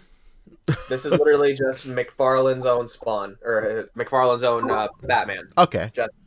Wait, isn't this the one that he was teasing for a while? Yeah. This is it in packaging, Gold Label, And like look at those amazing knock knees. Yeah. Yay. Is like really one boot bigger than the other? I think that's the stand behind it. But okay. Yeah, he has boots compared to like the... I mean, he does it with Spawn. Like he does that with Spawn. Could easily be done with Batman too. Oh, yeah, this is the he looks like he's got Batman. One of those orthopedic boots on, when one leg is shorter than the other and shit. Right. A little bit. No. When I think Batman, I think knives, swords, and goggles. Yeah. 100%. Look at that. Yep. That's so Batman. Look at that. That's what he does. Look at those goggles. The thing about Batman is that every aspect of him is just sharp. Everything is just points everywhere. On his head, on his shoulder, on his hands, on his belt, on his back. It's the same knife from the Spawn. Wait, hang on a second. Hang on a second. Fabio's going in detective mode himself. This is the same knife from the Spawn Kickstarter figure. That was supposed to be an exclusive. Just like, here, guys, here's a bonus knife for you. I'm doing you a favor. Oh, no, it was on the checklist and everything. Is he just saying that it? No, it looks like the same knife, dude. This is wild. I want to see that foot again. Is that like a design that he was doing back in the day on Spawn too? Wasn't he doing that on some of the Spawn figures? Wasn't that the Spawn design to have that like sort of boot foot? Yeah. It kind of looks like it, right? Like these are like Spawn hands, right? They've got to be. A lot of cross-contamination happening here. Basically. And this is like the Thomas Wayne like shoulders. Too. I like the way the texture of the costume looks right there. Yeah. I do like that. Again, masterful sculpt. Just what do we really get? good sculpt. Yeah. I just don't know that design translates all that well to like a figure that people want. Mm-hmm. Mm-hmm. You really just got to be a Todd fan, you know. Honestly, I actually kind of like the goggles too. Fighting, this looks like it'd be good fighting like the Mortal Kombat Spawn. You know, like Spawn. Spuff. Spawn. It's just you know, it is what it is. It is Mr. Toddy Max Spawn. Yes. You love goggles on your Batman. If you're a Zack Snyder type, there you go. Yeah, basically. If you like knives and swords and goggles, this is the Batman for you. Mm-hmm. And now, why is his torso sculpted straight instead of, you know, at an angle? He's not edgy enough for the angled torso, Fabio. You should know this. Yeah. I can't really get a shot of the foot, Boog, but you can still see it's a little possibly by design. Possibly. I mean, everything about this Batman is by design. What's the name of this one again? This is the gold label McFarlane Spawn by Todd McFarlane. This is the Alfred just fuck me up Spawn. Right. This is McFarlane Toys gold label Todd McFarlane's Batman. This is I just came back from the steampunk convention, and this is what we made in the workshop Spawn. I mean, maybe the gold label shit is supposed to be like his top picks, though, right? It's Todd's gold Could label. be. Okay, right? You could say that. Yeah, that makes sense then. But does Todd fuck with Gerald of Rivia? Like, think about that. Is this Todd saying, this Geralt of Rivia right here is my favorite McFarlane figure of the year, and here's my preferred, you know, version of it that I'm giving you? True. Does anybody have any spicy mustard we could put on this Witcher figure? Just Dijon, Rick. Just ranch, baby, ranch. Ranch. The White Wolf with the ranch. You also mentioned in the chat, Fabio, that he is doing Snyder figures now too. Isn't it? Oh, that's right. Yeah, that's the other piece of news here. That was actually what we were supposed to be talking about. Yeah, basically. We kind of got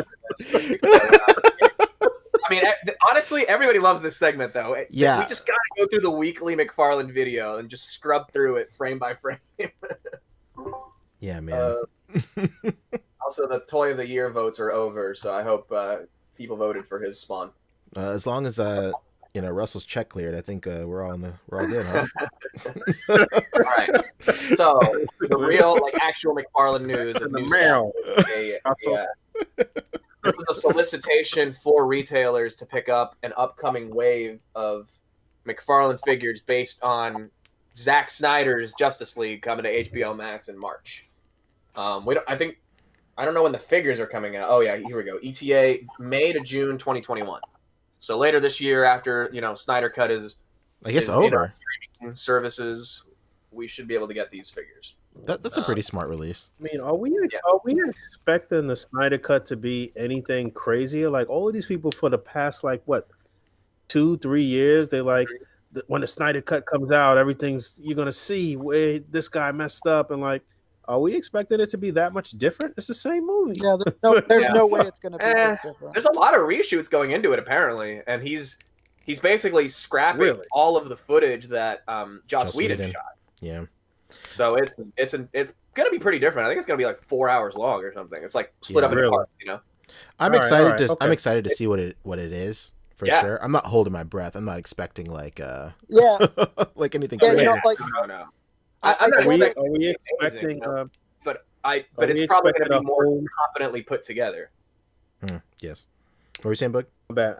I guess I'm lagging a little bit, but are we expecting a whole new wave of figures from all of the lines based on the Snyder cut now? Yeesh. Is that what we're about to see? That's what's interesting about this is the only real like new solicitation of merchandise specifically for the Zack Snyder Justice League. Mm-hmm. So I'm wondering though, you're gonna see Mafex and SHF and all of these places put out new versions and basically sell you the same figure, maybe with some minor changes. I kind of hope so, honestly, because there's no downside really for like toy companies, for example, because a lot of it is really the same sculpts. It's the same stuff, right? You know? And all they really have to do is just repaint Superman black, you know, really. There you go. And then there's much other stuff that like didn't make the cut of the original movie, then therefore wasn't released as figures, or stuff was released as figures that wasn't in the movie. So that like there's enough that they could revisit without really having to do much more than like I guess there's a few. I guess there's a few characters that we didn't get either. If they really wanted to like show out and show up. Yeah, that's what I was going to say too. I hope this is a vehicle for. I hope this is a way that Mezco can like revisit this line and give us the Flash that they like teased but never actually like released. That's what I'm most excited about. Just even if it's a super limited run, like they did it with the Nightmare Batman, which like was shown and then canceled, and people were like, "Hey, what's up?" And then it was released as a like MDX exclusive. Mm-hmm. This is going to be interesting because just a couple days ago, the guy that plays Cyborg came out and renounced WB and said that he would never work for them again. Yeah, I saw that. Yeah, dude. This is interesting. I don't know. I mean, a lot's changed, definitely. I mean, he's probably super pissed because this was supposed to be like, his vehicle to like get his own franchise, and like Warner Brothers as a company has just ruined DC, it seems like, in every aspect, whether it's comics or movies or like whatever. Like, the toys, DC collectibles no longer exists. And that's all from Warner Brothers just being like, I don't know, DC, no more money for you. Yeah, maybe not. So again, that's kind of what's interesting about this whole thing is like, wow, like there's actually somewhat of a marketing push behind it. Like it's kind of crazy. That's it. And it's gonna be a one-off. Like it's not like Zack Snyder's coming back to like do more DC after this. This is just like his swan song. Mm-hmm. But anyway, looking at this listing real quick, this is basically what the retailers were, the offerings that they were given. And among that, there's one thing that's Wonder Woman with the Helmet of Fate. Ignore that because that's the one from Last Night on Earth, I believe it's called. That's the one where it's like the Mohawk Wonder Woman. Yeah. Okay. The helmet, yeah. But the rest of the solicitation has DC Justice League movie 6-inch figures, Aquaman, Batman, parentheses Bruce Wayne, so probably like an unmasked one, Cyborg, and then Cyborg parentheses helmet, which is something like we saw in the the trailers, which is Cyborg like kind of flying up into the atmosphere, and then like helmet like face shield flies over his face. I think there was like one Mattel figure that came out that had that, but other than that, nope. We got a Flash, we got a Superman, and we got a Superman parentheses blue-red suit. So like they're really leading with the black suit Superman on this one. Yeah. And these are all 7-inch McFarlane figures. So the reason I don't see a Wonder Woman here is because I assume they're like, just use the one from the Wonder Woman 84 movie. Yeah, that makes sense. And then the other two interesting, more deluxe figures, which are like the big, like 10-inch type figures, kind of like how the Dune line had like, the 4 Dune figures, the Build-A-Figure, and then the deluxe figure was the Baron Harkonnen. So for Justice League, the deluxe figures are Darkseid and Steppenwolf, which personally is the two things I'm more like interested in out of this whole solicitation, just because yeah, they're going to be bigger figures, but they're like McFarlane big figures. Yeah. And, Toddy Mac loves giving us our value for all that plastic. Yeah. So if these are like some sizable, like heckin' chonkers of figures, I'm for sure getting them. I would love a big, like 10-inch Steppenwolf on the new, Zack Snyder design where he's all like crazy angular and it looks like, like metal and stuff. And then Darkseid is like, all we've seen of Darkseid in the movie so far, or like the promo material, is like the prologue where it's like all the armies or whatever fighting against Darkseid's army, and it's him, like shirtless with like the Omega symbol like carved into his chest, and then like a big hammer type thing weapon. So if that's the only Darkseid we've seen. So if it's that version, that's what you'll be getting from this figure. But if there's like another version of him in the movie, maybe it'll be that version. Boog, you were trying to say something. No, it wasn't. Oh. No, I had muted my mic and I was talking in here. Oh, gotcha. Okay. What do you guys think about this? I mean, it is what it is. I'm excited for the big figures, like you said, Fabio. That's what I'm most excited about. Mm-hmm.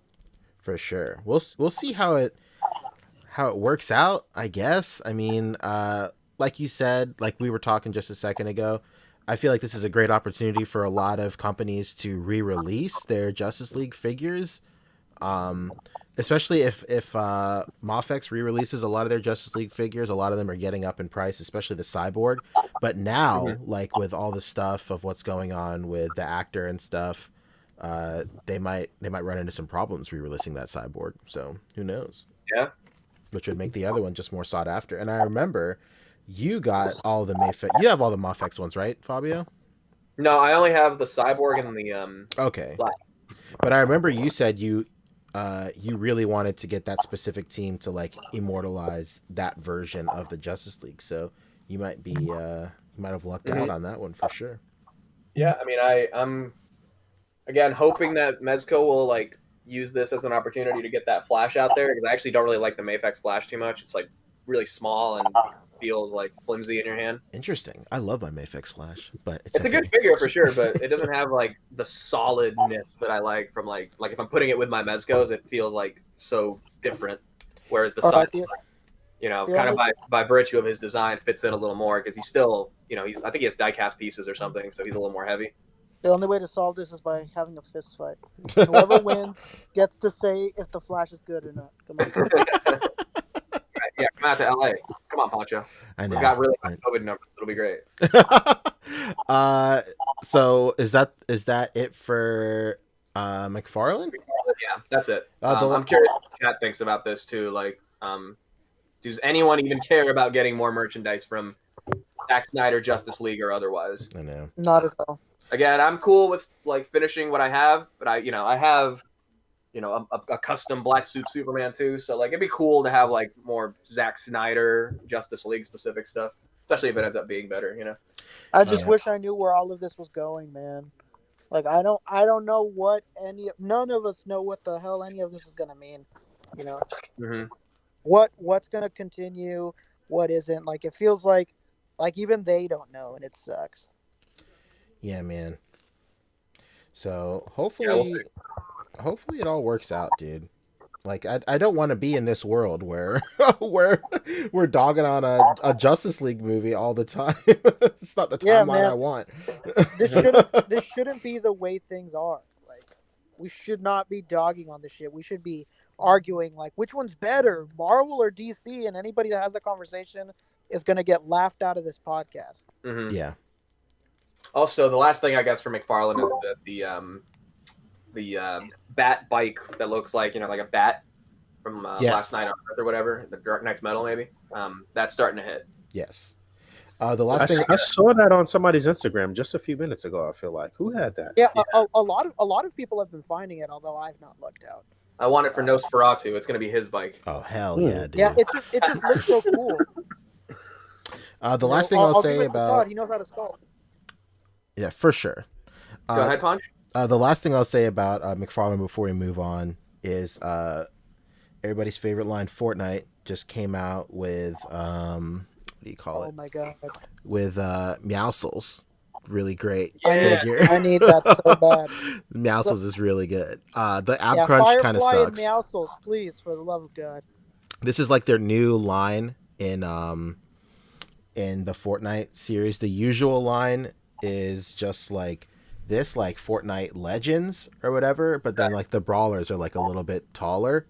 And then the brawlers are let's see, they're $10 more. So like the regular like legendary series, I think that's what it's called, is 20, but like the brawlers are what do you call it, 30. So that's pretty cool. Yeah, there's only 2 figures out in the brawler series right now. It's Meowscles and then some big ass armor guy. I don't fucking know. Are those I need that Meowscles. Are those Jazzwares? This is, oh, you know what? I'm wrong. This is Jazzwares. So never mind. Okay. I was gonna say I didn't know McFarlane was doing like other scales. I was wrong. The crazy thing is that Meowscles resells. It's nuts. No, yeah, really? Yeah, it's ridiculous. Yeah, I've seen a lot of really good pictures with that. Like it's absolutely, it's already like probably going to be in the conversation for top of 2021. Honestly. Right, wow. It's just so ridiculous. I just wish that the Ab Crunch was better, but I mean that's a given. So yeah, that's it. Let's get into Mezco. Oh, let's get into Mezco. One last thing though, action figure expert, he's just saying that that the Flash movie that's coming out that has like 2 Batmans in it, it's supposed to be kind of the Flashpoint reset. That's true for the movies. So I guess we'll see what happens then. I'm stoked on We know that they've already said like yes, there's going to be Robert Pattinson and Affleck and Keaton are going to be in the other movie. So they're very cool with having all these Batmans at the same time. All right, so we'll get into some Mezco because it's quick. It's literally just one drop that was gone in 16 minutes. So if you guys remember from the last episode, we talked about how a bunch of people who won like the contests for like the Mezco Con over the fall started to get the Skull Pack thing in hand. So it was the Black Skull Death Brigade, and then it was the White Skull Agent, and I think they also got a Gold Skull Ninja and a pack of Glow in the Dark Skulls. But then the 2 new ones were the White and the Black Skulls. And then on the 6th, on Monday, they're just like, oh, here you go. Here's the White Skull. And it was limited to 1 per person, only 500 pieces made, which kind of hit everybody, including me, by surprise. But luckily, I was able to get that link early. And here he is. He sold out like really quick. Yeah. It's exactly what we talked about when we showed the the in-hand images of it last week. It's the Stealth Ops Gomez with what I can tell is slightly improved tailoring, and then a mix of accessories from other figures in different colors, of course. God, yeah. I wish the head sculpts weren't so smaller. Damn big. Yeah, like I would buy one, but it's just too big. I mean, yeah, but you could obviously just swap this off. It's still a very good, just like generic sort of secret agent kind of dude. I mean, I wouldn't. The white shit is kind of gaudy, I guess, but I mean, it's a toy. It's an action figure. Obviously, if everything was all black, the harness and the belt was all black, and he was just all blacked out like this, it'd be really official tissue to me. But I like the idea of the White Skull. I just wish it wasn't so big. Their skull sculpts are big. The Gold Skull Ninja, the more realistic like pink skulls. It's all the same sculpt, so it's gonna be big. But for some reason, it looks like one of those like hyper realistic, like oversized rubber masks. Yeah. It looks more like a skull mask than a skull head. But I mean, it's easy for you to. The Doc Nocturnal, which has like the opening jaw and everything. That one is actually like a little better scaled. It's easy for you to swap on another head, though. I mean, you can make this guy anybody you want him to be for the most part. Yeah, and to address that, like the white straps and all that stuff, that's because this is like a specific character. But the Black Skull Death Brigade has the black straps and the Black Skull, obviously, and that's more meant to be like a generic army builder. I see. So the Black Skulls are the bad guys, eh? Pretty much. This guy is, of course, the leader of them. I think, according to some of the lore, this is supposed to be like a proto Agent Gomez. Like before the agency that controls Gomez had Gomez. They had this guy, and he went rogue. So okay, some lore being kind of expanded on, but you know what you're getting here. It's a kit batch set with accessories that we haven't seen either in a long time or that we'll be seeing in future figures. Like this, off what I can tell, the strap is new, and this like German machine gun pistol right here is yes, for sure. Even the Luger or Ruger looking pistol, I haven't seen that before unless it came with some other figure that I don't own. That's from originally it's from the Roach with the Golden Head Gomez. You sure? Yeah, that's like the golden gun that he comes with, like the yeah. What about that thing? What about that backpack? Did you say that was new too? I think this is. It kind of looks like the same as the Gomez backpack, but without like the like board straps for it, for like the hoverboard. That looks like a Japanese. That looks like a Japanese backpack. Yeah, for sure. It's a Visco Girl backpack. Little disco. Right. Yeah, and then the detonator and the bomb, the grenades. I think those have come with Punisher before, and the goggles. One of you gun nuts in the chat, let us know exactly what type of machine gun that is. I'm sure it's a machine gun, but it's like a German or something issued gun, I think, supposedly. Like a P-44 or something, like one of the old school Call of Duty 2 like German weapons. Yeah.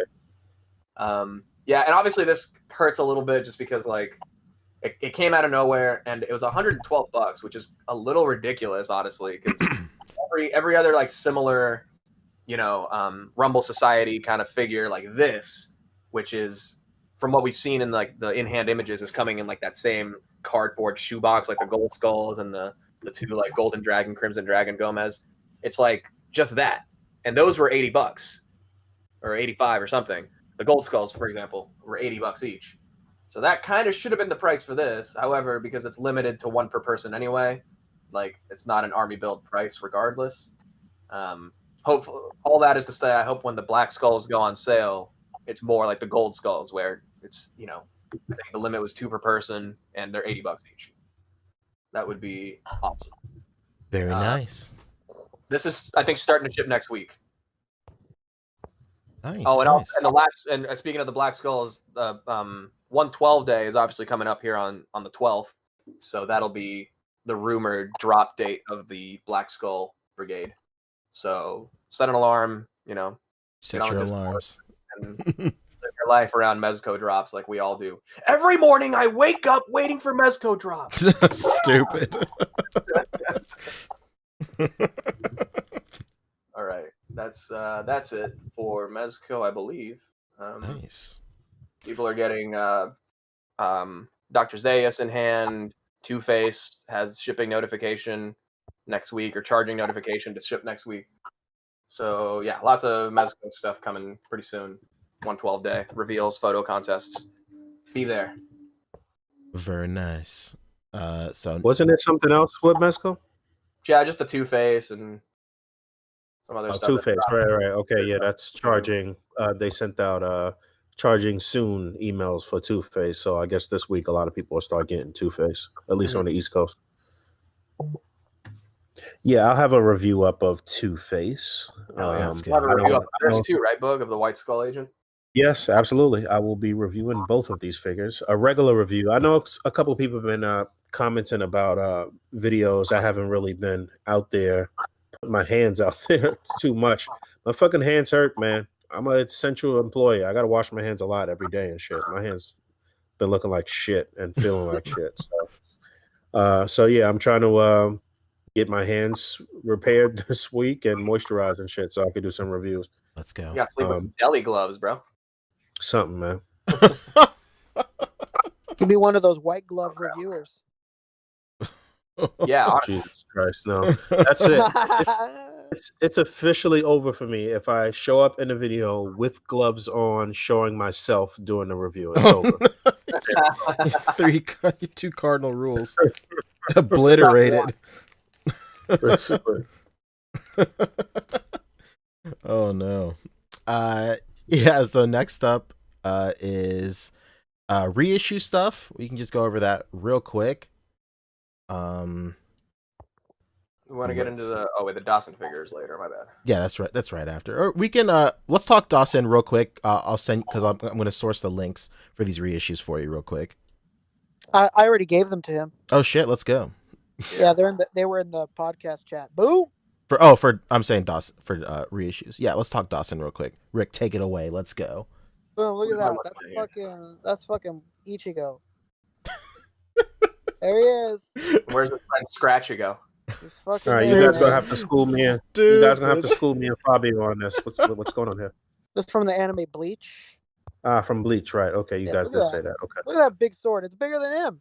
Let's go. That big sword. It's bigger than, it's almost as big as Batman's daggers. Oh no! Yeah. Pause, man. It looks like it's on the standard body, and these bodies are so well articulated. It's unreal.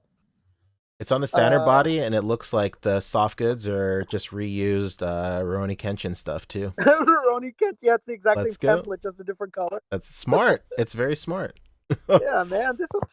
If you can, man, do this shit easily like this. Give us more characters. If it's this easy to do, pump them out, man. Not gonna lie, they were kind of quiet in 2020, but I guess because of the virus, and they make stuff over in China. There's no way to avoid that they were going to be very stalled this year. Especially last year, they gave us in 2019. That is, at the end of 2019, they gave us like a big teaser picture where they were like, "Boom, you're gonna get all of this," and we got like nothing pretty much. Mm-hmm. But again, the virus pushed things back, I'm sure. But it's nice to see them doing something again. Yeah, and especially for Bleach too, because this is a lot of people clamor for figures from this property, and we just never got them. Nobody made Bleach stuff. Yeah, no, pretty much no. And all you got was like statues and whatnot. Yeah, people consider this like one of the new age big three. At least they used to, before like My Hero jumped out onto the scene or whatever. So it was the big three. It was in the big three for sure. So it's cool for everybody that has been waiting for something like this for a long time, and it looks good too. I think it looks great. Yeah, man, it looks really good. I mean, it's one of those. It's one that's not it's pretty hard to fuck up, but I mean, it turned out really good. Yeah, basically. But yeah, that's it's already up for pre-order, $50. I mean, let's go. There's 9 left. Yeah, it's CMT. Yeah. Yeah, CMT's pretty nice. There's only 9 left. Oh no. But yeah. 8. Just kidding. Oh my god, that'd be amazing. Yeah, this podcast is killing the market. And is that's your friend? That's the one from the show, right? He looks just like it. That's our friend from the show. Mm-hmm. That's a very good friend of mine. That's your boy. All right. Close personal friend of mine. Cool. Major Reaction is saying you can probably army build this body too if you really want. Just put different head sculpts on it. Oh yeah. Yeah, just for the different Reapers. You would. Yeah, I think he comes with like a few head sculpts as well. Ichigo. Different head sculpts or Ichigo head sculpts? Ichigo head sculpts. Okay. Yeah, Major Reaction is saying that you could just get custom heads for each of the different Reapers as well. And I could almost see like a couple of customizers out there capitalizing on that and just doing, 3D print head sculpts for the different Reapers and stuff and just selling that. It would be nice if Dasin did a demoniacal thing and just did like a head pack. Yeah. Does it have like masks too? Does he not come with a mask? Yeah, he comes with a mask. Hollow form? I believe.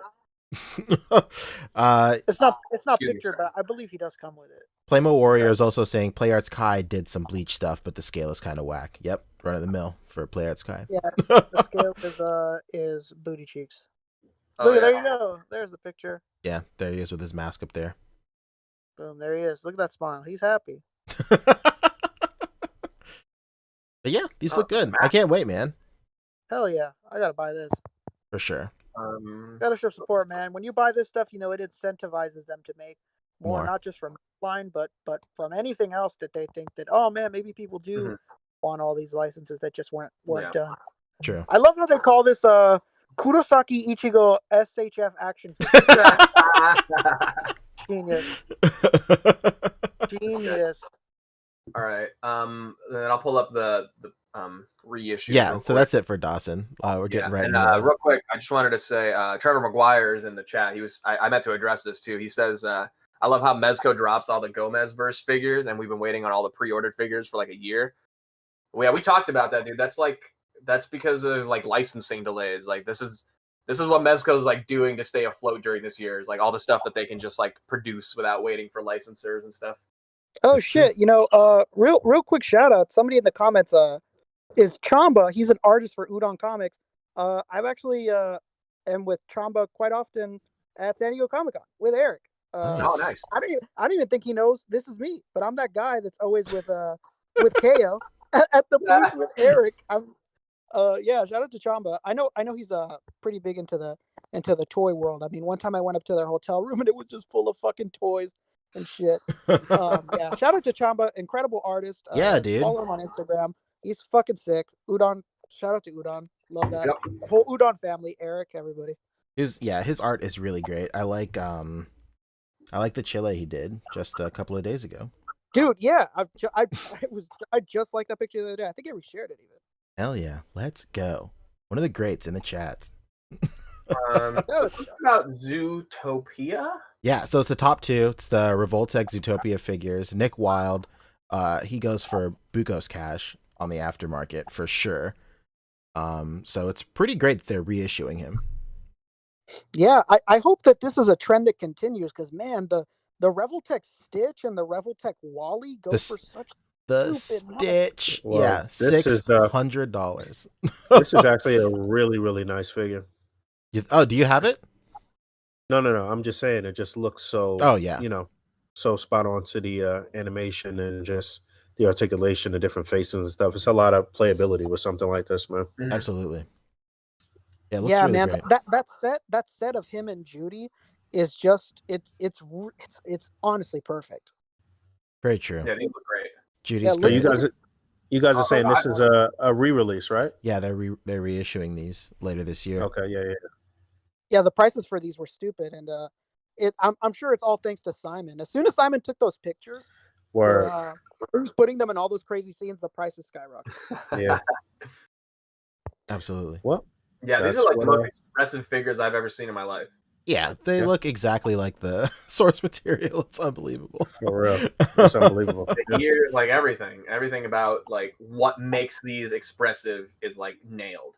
Like eyes, the ears, like the combinations of different ears and faces can just give you completely different expressions. That's crazy. Yeah, as I say, the heads and hands make the figures. Mm-hmm. Major reaction. Go ahead, Rick. I said the accessory suit comes with a little carrot and whatnot. Yeah. Mm-hmm. Lest we not forget, Major Reaction also brings up any figure that can be misused in toy photography usually goes for money. Yeah, that's it. Right. Once the perverts get a hold of it, they ruin it for everybody. Yeah, especially like Simon with his mancini. Oh man. So the next reissues also were the Fooly Cooly Conti figures. It's the other link. It's another link. It's in the same thing. Are those from Zootopia as well? No. It's from Fooly Cooly. That's from Fooly Cooly. Yeah, man. We really need the Stitch and the Wally done next, man. Those are so expensive, especially that Stitch, man. Stupid prices right now. Absolutely. Yeah, but this figure, I cannot believe it's getting reissued. Like this is like one of the figures I've wanted for so long, but they're like crazy expensive on the aftermarket. Like it's nuts. Oh, it's from Sentinel. Yeah, and Sentinel like kills it, dude. That's like one of my favorite just companies that makes toys. Like I don't think I have a single Sentinel figure that I dislike. Like there's no way. Oh wow. We actually have Chamba correcting us here. He said this is not a reissue. This is a completely new figure. Oh, let's go. I'm a moron. These are new? Yeah, these are complete. I mean, they've done figures. I mean, obviously it's just the design of Conti, so it's gonna look similar. But yeah, they did figures not that long ago that go for stupid money. Okay. Yeah, well, and these are correct. These are brand new, and I mean they look really good. Yeah. Makes sense. This didn't look like something that was done 10 years ago. So I was actually just about to praise Sentinel, like Jesus Christ, look at how far ahead of the game they were 10 years ago. But now it makes perfect sense because this is completely new. I was about to give them a lot more credit. Hell yeah. I have nothing to compare it to, so I just thought it was a reissue. But yeah, man, I'm super stoked for this. So I can't you wait. need them both? Oh yeah, I need them both. Okay. Why is one more expensive? You know, your guess is as good as mine. It's just like a different version. It might come with different stuff too. Well, you know, let me check out Which one comes with a poncho? I'll see if they both Oh, yeah. come with like a cape poncho thing. I'm gonna check This one comes Ami. with a poncho, a bass guitar, and then this one comes with goggles, shotgun, and a poncho. Alternate half broken head. Yeah, the price difference is evident on Ami too. Yeah. It's almost identical. Mm-hmm. Yeah. So the blue one I think just has one extra accessory, aside from the the different colors. That's Sentinel's MO, unfortunately. Yeah. That's cool. That's how they nickel and dimed us for the Mega Man Legends roll. Yeah, they got you on the hook for $210 right here, Punch. Well, I'll gladly pay it. I'd rather pay $210 for 2 than just a down payment for 1. So. Mm-hmm. All right. Good stuff. Is that it? That's it, man. For our for the whole list. If you guys just want to do pickups real quick, then we'll do plugs and we'll just get out of here. A surgical strike. Fudge, yeah, let's do it. Let's do it.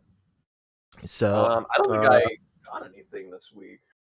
I'm still waiting to pick up like so much stuff. I have Dr. Zaius and KGB and Dr. Zaius from Planet of the Apes. Dr. Zaius. Oh wow, Chomba's saying that the original release of the Blue Conti had a jacket, halo, That's box, right. and a cap. Oh, I did get one thing. I spent a bunch of money on frames. Like I got like a bunch of Amazon money, and I've just been like framing a bunch of stuff like for Christmas. God, you're such a fucking adult. It's disgusting. Basically. I don't know if you can even like see this, but I got the Doc Nocturnal trading cards framed. Oh, very nice. Okay. They gotta give you an award for being like the loyalist of the group. It's the best. It's all the part best of the side switcher of 2020. Goes to Fabio. Side switch. Bro, all I did was go from NWO Hollywood to NWO Wolfpack. I don't see I got that, and then I got the like the larger ones framed too. So I got the set of 4 framed on here too. I need to nice. I'm gonna hang it up like above my desk here, so you won't even be able to like see it in my background. But I'll know that it's there, But yeah, I don't have any like actual figures. Oh, shout out to Punk and Mike sending me the screen cap of some good lotion that I should get to soothe my hands. I appreciate you, brother. Oh, good. Picking that up tomorrow. That hand sanitizer is ravaging his. Yeah, it's ravaging my shit, man. Looking out. I don't even fuck with the hand sanitizer as much because that shit is so drying. But still, washing my hands a lot is really hurting me, man. But yeah, what else did you get, Fabio? Anything else? No, that's it. Nah, I don't think I got anything else. I think I got only one thing this past week. It was the Cobra Trooper, I believe. Yeah, I think that was the one thing I got in the mail. That was it for me. Which again, it's an amazing figure. It's really, really good. P, you? I got a bunch of shit, man. No doubt. Hell yeah, stun on us real quick, man. You've been doing some unboxings, haven't you, Pancho? Yeah, I'm doing unboxings on like my live streams and stuff, just because I have so much stuff, and it's a good incentive to just open my shit. I usually just leave my shit like just boxed up for a very long time until one day I just open it all up. But I one day when you're feeling down and you just need to open some toys and shit. Right, exactly. Yeah, dude. So let's see if we can get this to work real quick. Why not? Believe in you, man. Come on. Here, I'm gonna turn off my stream, Pancho, if you want to stream yours. Don't let me down, Pancho. Let's see. Hold on 1 second. Still loading. Not seeing anything, Ponch. Nah, it's okay. Dead air. It's fine. So I got my AI ninjas came in, which is really cool. Yeah, now you just have your camera off. No, I'll turn it back on. Yeah, I got my AI ninjas, which is really cool. I got 3 of like the brown ones. They were on sale for like $9 each. How could you not? Oh yeah. They're really nice. I really like them. The only AI ninjas I have are like the guy with like the red mask, and then I had like the tactical, like more modern one with like the skull mask type of deal. Solitaire. Yes, Solitaire. I got that one. Not Snake Eyes. Yeah, not Snake Eyes, basically. Let's see, what else did I get? Like I got the Optimus Primal little guy. The Harambe Transformer. Yeah, Harambe Transformer. I got like the I got the Harambe, get away from that kid! Get away from him! I got the Harambe, I'm from the future. Get away from the kid. Yeah, that's like my favorite new meme is Arnold Schwarzenegger like running back in time. You know, he's like shirtless and he's like, "No, I'll save you, Harambe." Where's Harambe? Like girls get a time machine. Oh, I'm gonna go see my mom before she died. Boys with a time machine. I'll save you, Harambe. Yeah, those are great. I also got I said before, I got the Meowscles right here.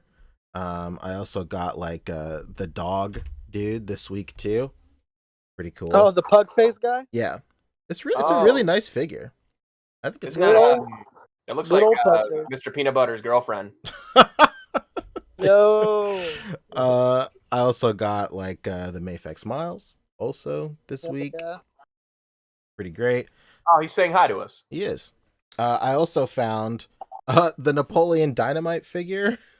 Oh yeah. How is that line, man? How is that action shit? or whatever? It's trash, sadly. Damn it, Pancho. I'm so sad, man. Like I didn't want heartbreak on a Sunday, bro. Come on. Like I don't know. The pictures that I've been seeing look like they're pretty fun, but it's that bad. There's like no movement. There's no movement. I mean, like I like articulation and stuff. Like his ankle, like his foot articulation is non-existent. It just swivels. Like I don't know, man. I if I want a Napoleon Dynamite figure, I want him to go through the entire end of the movie dance session. But he can't even do that, unfortunately. I did get him in this little number though. So man. So that's honestly fine. I feel like Napoleon Dynamite would be such an easy like soft goods kit bash. I know. Good lord. We need a body coon. And just jeans, the Vote for Pedro t-shirt, and then the moon boots would be the most difficult. Tina, eat the food. Eat the food. Come on, man. Are you drinking 2%? I see you're drinking 2%. Is that because you think you're fat? You're 1% if you wanted. We need an Uncle Rico ASAP. Oh my god! Dude, honestly, I need his van. I need Uncle Rico with a van deluxe set. Jesus Christ! I want you to be able to like open the doors and put the laundry line outside of it. Yeah, I want to have an action feature where he throws the football over the mountain. Clean over the mountains. Exactly. Clean over the mountains. And then if you press a button, he reminisces over his failed past. One time with that feature, the football will be gone. You'll lose it. You'll never see it again. Absolutely. You'll never see that football again. It's going to be clear over the mountains. That's I don't know if football itself will be gone, but a lot of the names will be changed. Basically. Like we're about to get the New England football team after this past week. So some other mentions. GameStop had a sale on Ginyu, the SHF Ginyu. He was $30. He was $27. So I got it. Yeah, I got another one of those, and then their Chi-Chi was $27 also. So I picked up a second Chi-Chi also. Yeah, that's bananas. You got some second Chi-Chi for $27. You're stunting on us right now. And then I found the Jar Jar Binks in the wild too, so I grabbed him. Oh, really? I want that too. Yeah, I don't know. A lot of people with that hand. I don't know why it's $30, but because of all the plastic. I don't know why either. It's the shield. It's the premium look shield. Look at all the plastic you're getting. So that's what it is. The Gungan shield. Yeah. What is it? Gungan? Yeah. Who knows what the fuck this is? But technically, I guess you could army build him too.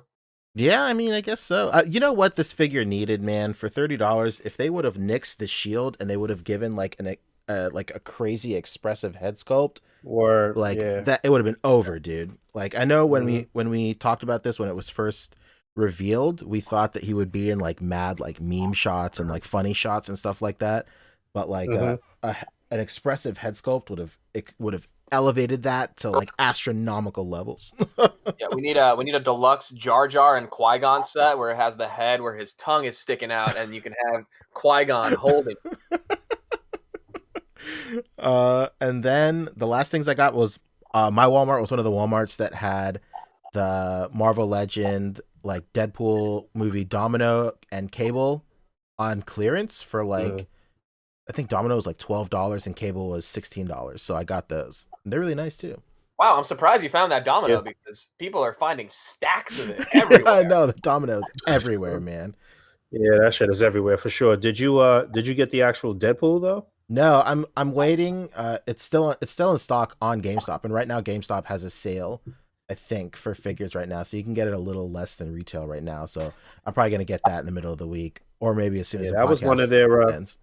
Yeah, that was one of their best movie figures this year. Was that Deadpool? It came out real nice. Yeah, for sure. And that's basic. That's all I can remember. I got. I'm sure I got more. Watch my streams to see what I got. I guess. No doubt. How about you, Rick? Anything this past week?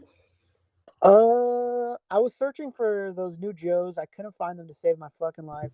Yeah. And it was actually really infuriating because like every day I would set my alarm to wake up like at 6 a.m. to check stock for my targets around me.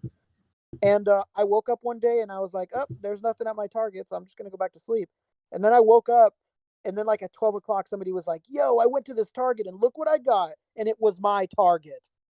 I felt like fucking dying, man. I was like, come on, bro. Damn. Like he had like all of the Vipers and it just sucked. I was so pissed. I was like, man, like I can't even trust the site anymore. I can't trust anything. It sucks. What's the case assortment for this? Is it two and cases. 2 in a case or what? Full cases. Oh, full cases of each? Really? Yeah, that's why some really. All right, so listen, man. Anybody out there, hold us down. Yeah, man. We need 2 Fireflies. Stat. One for one of each, one for each of us. Come on, man. Out there across the country. And I think the only thing I picked up was that Krang. I still have not opened it yet. I don't know why, but I need to open it. Do you open yours, Pancho? Yeah, I opened mine. He's good. He's really great. I didn't have to do any kind of surgery on my Krang, but the Splinter and Baxter Stockman, both of their like pegs had like come out, like the pin had come out of the pegs and like the arm and the legs and shit. So I had to do some. They had to go under the knife. That reminds me of a meme that I saw on Dallas's Instagram about about NECA. I don't know if one of you guys share. Speaking of NECA, look at the neck range on this Jar Jar. Whoa. Oh my goodness. It's crazy. I was bugging. That's crazy. I was bugging out with the neck range. That's crazy for Star Wars Black Series, man. Yeah, that's unreal. That's something totally new. Wow. It's it's crazy. I didn't pick up Jar Jar because I just thought he was gonna pegworm because everybody acts like they hate Jar Jar. Mm-hmm. And my store had like 6 or 7 of them, and now they have absolutely none. So. Did he come with any like additional hands for like a swimming pose or something like that? No, nothing, dude. Damn, we can't have them swimming. They blew their load. They blew their budget. The bathtub. Come on, man. I know, right? Come on. They blew their budget on the shield, this spear, and then this Disneyland wand. So, hey. Yo, man, not the spinning Mickey wand. Come on. Disneyland Interactive. Let's go. But yeah, it's while you find those pictures, Fabio, I think I got it here. Oh, tight. Yeah, let's go.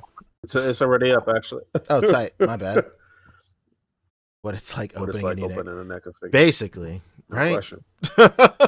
Keep talking and nobody explodes. Yep. Oh no. Good Lord.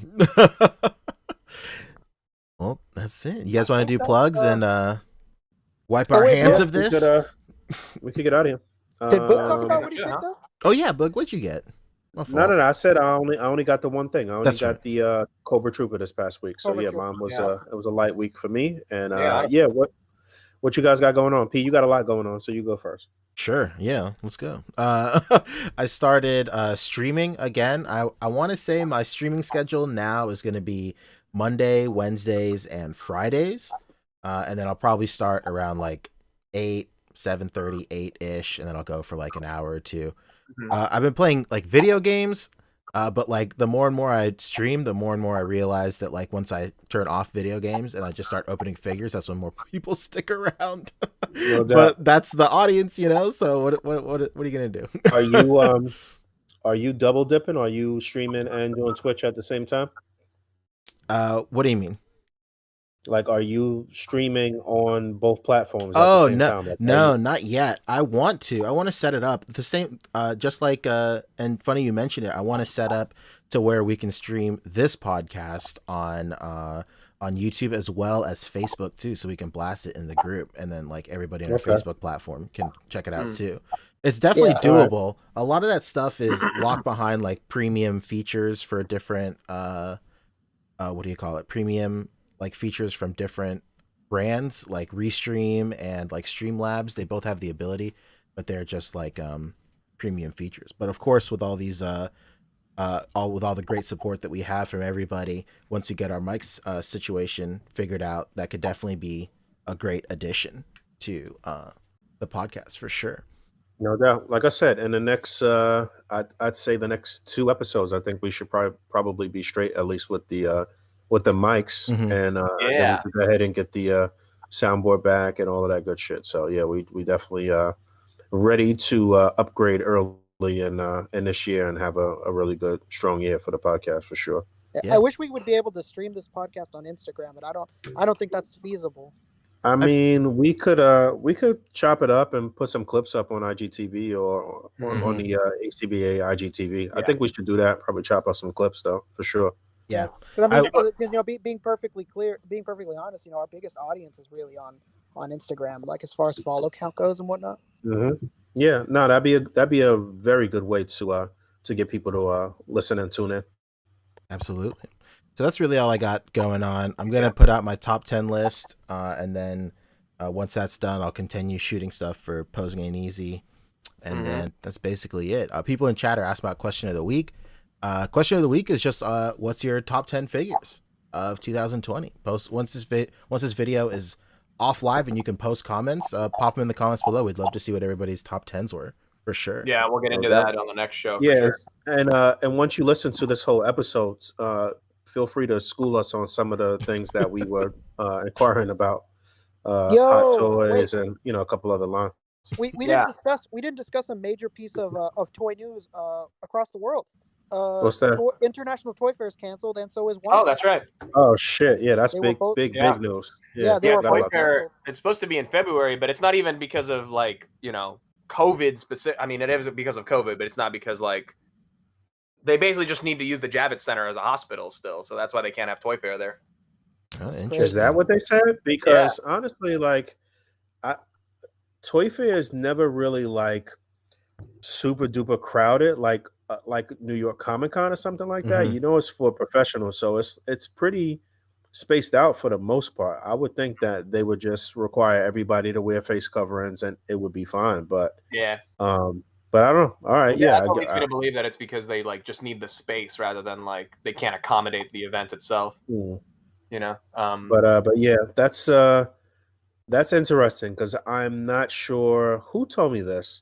Somebody told me that they believe the White Skull to be what would have been the Toy Fair exclusive for Mezco. What do you think about that, Fabio? Yeah, that makes sense. I mean, I feel like if they were like going to keep it consistent with like every other like Toy Fair exclusive, it would be like a straight up like murdered out black skull, So that could be something they have in the works, because that's how it was with Batman, with Punisher, with like all the other Toy Fair exclusives, Blade. So I don't know. I mean, it's an interesting theory, but the one. I wonder if they'll kind of lends. I wonder if they'll just sell the shit straight up. So some other version, like you said, all black straight up when Toy Fair comes around. That's what I hope for the Death Skull, the Black Skull Death Brigade. I hope it's like an open pre-order like they did for like Death Dealer and a couple of others, and you can just order as many as you want for your army, like easy. They don't have them. I mean, I'm sure they already have them in hand. That's what it probably won't be like that, but that would be smart if they just like open pre-order, and then this is your chance to build your army this next week that it's open. Well, for anybody listening that's not really aware, New York Toy Fair is normally like the 14th, 15th, 16th, something like that of February. And it's basically for buyers and press and like people to see what's coming out in the new year and to see how they're going to stock their shelves and get product in their stores and online stores and stuff like that. But it's a way for us to see all of the a bunch of new stuff that's coming out through the year into the next year. But so I guess everything's going to be virtual, and they will put up. We'll see a lot of reveals from all of the companies online, basically, which will actually, I don't know. I feel like shit always leaks anyway, so I don't know. Maybe this will be a better way to hold things close to the chest, at least for Hasbro, for all of the companies, really. But we might see something similar that happened with E3, which is basically the same thing for video games. E3 was canceled last year, and that really, a lot of people were just expecting that people were going to do like just live streams and reveals like the dates of E3, but a lot of companies just took this time to really take a step back and really prep their stuff, and they had their own events like spread out throughout the year. So like nobody's like, trying to fight for headlines or whatever. And like, it kind of sucks that we're not getting a bunch of news all at the same time. But if the toy companies take a page out of E3 and they just spread out their news throughout the year, I think that'd be really great. And especially if they're not like pressed for time to where they have to like get everything together and ready for like, a January deadline. So, or a February deadline, my fault.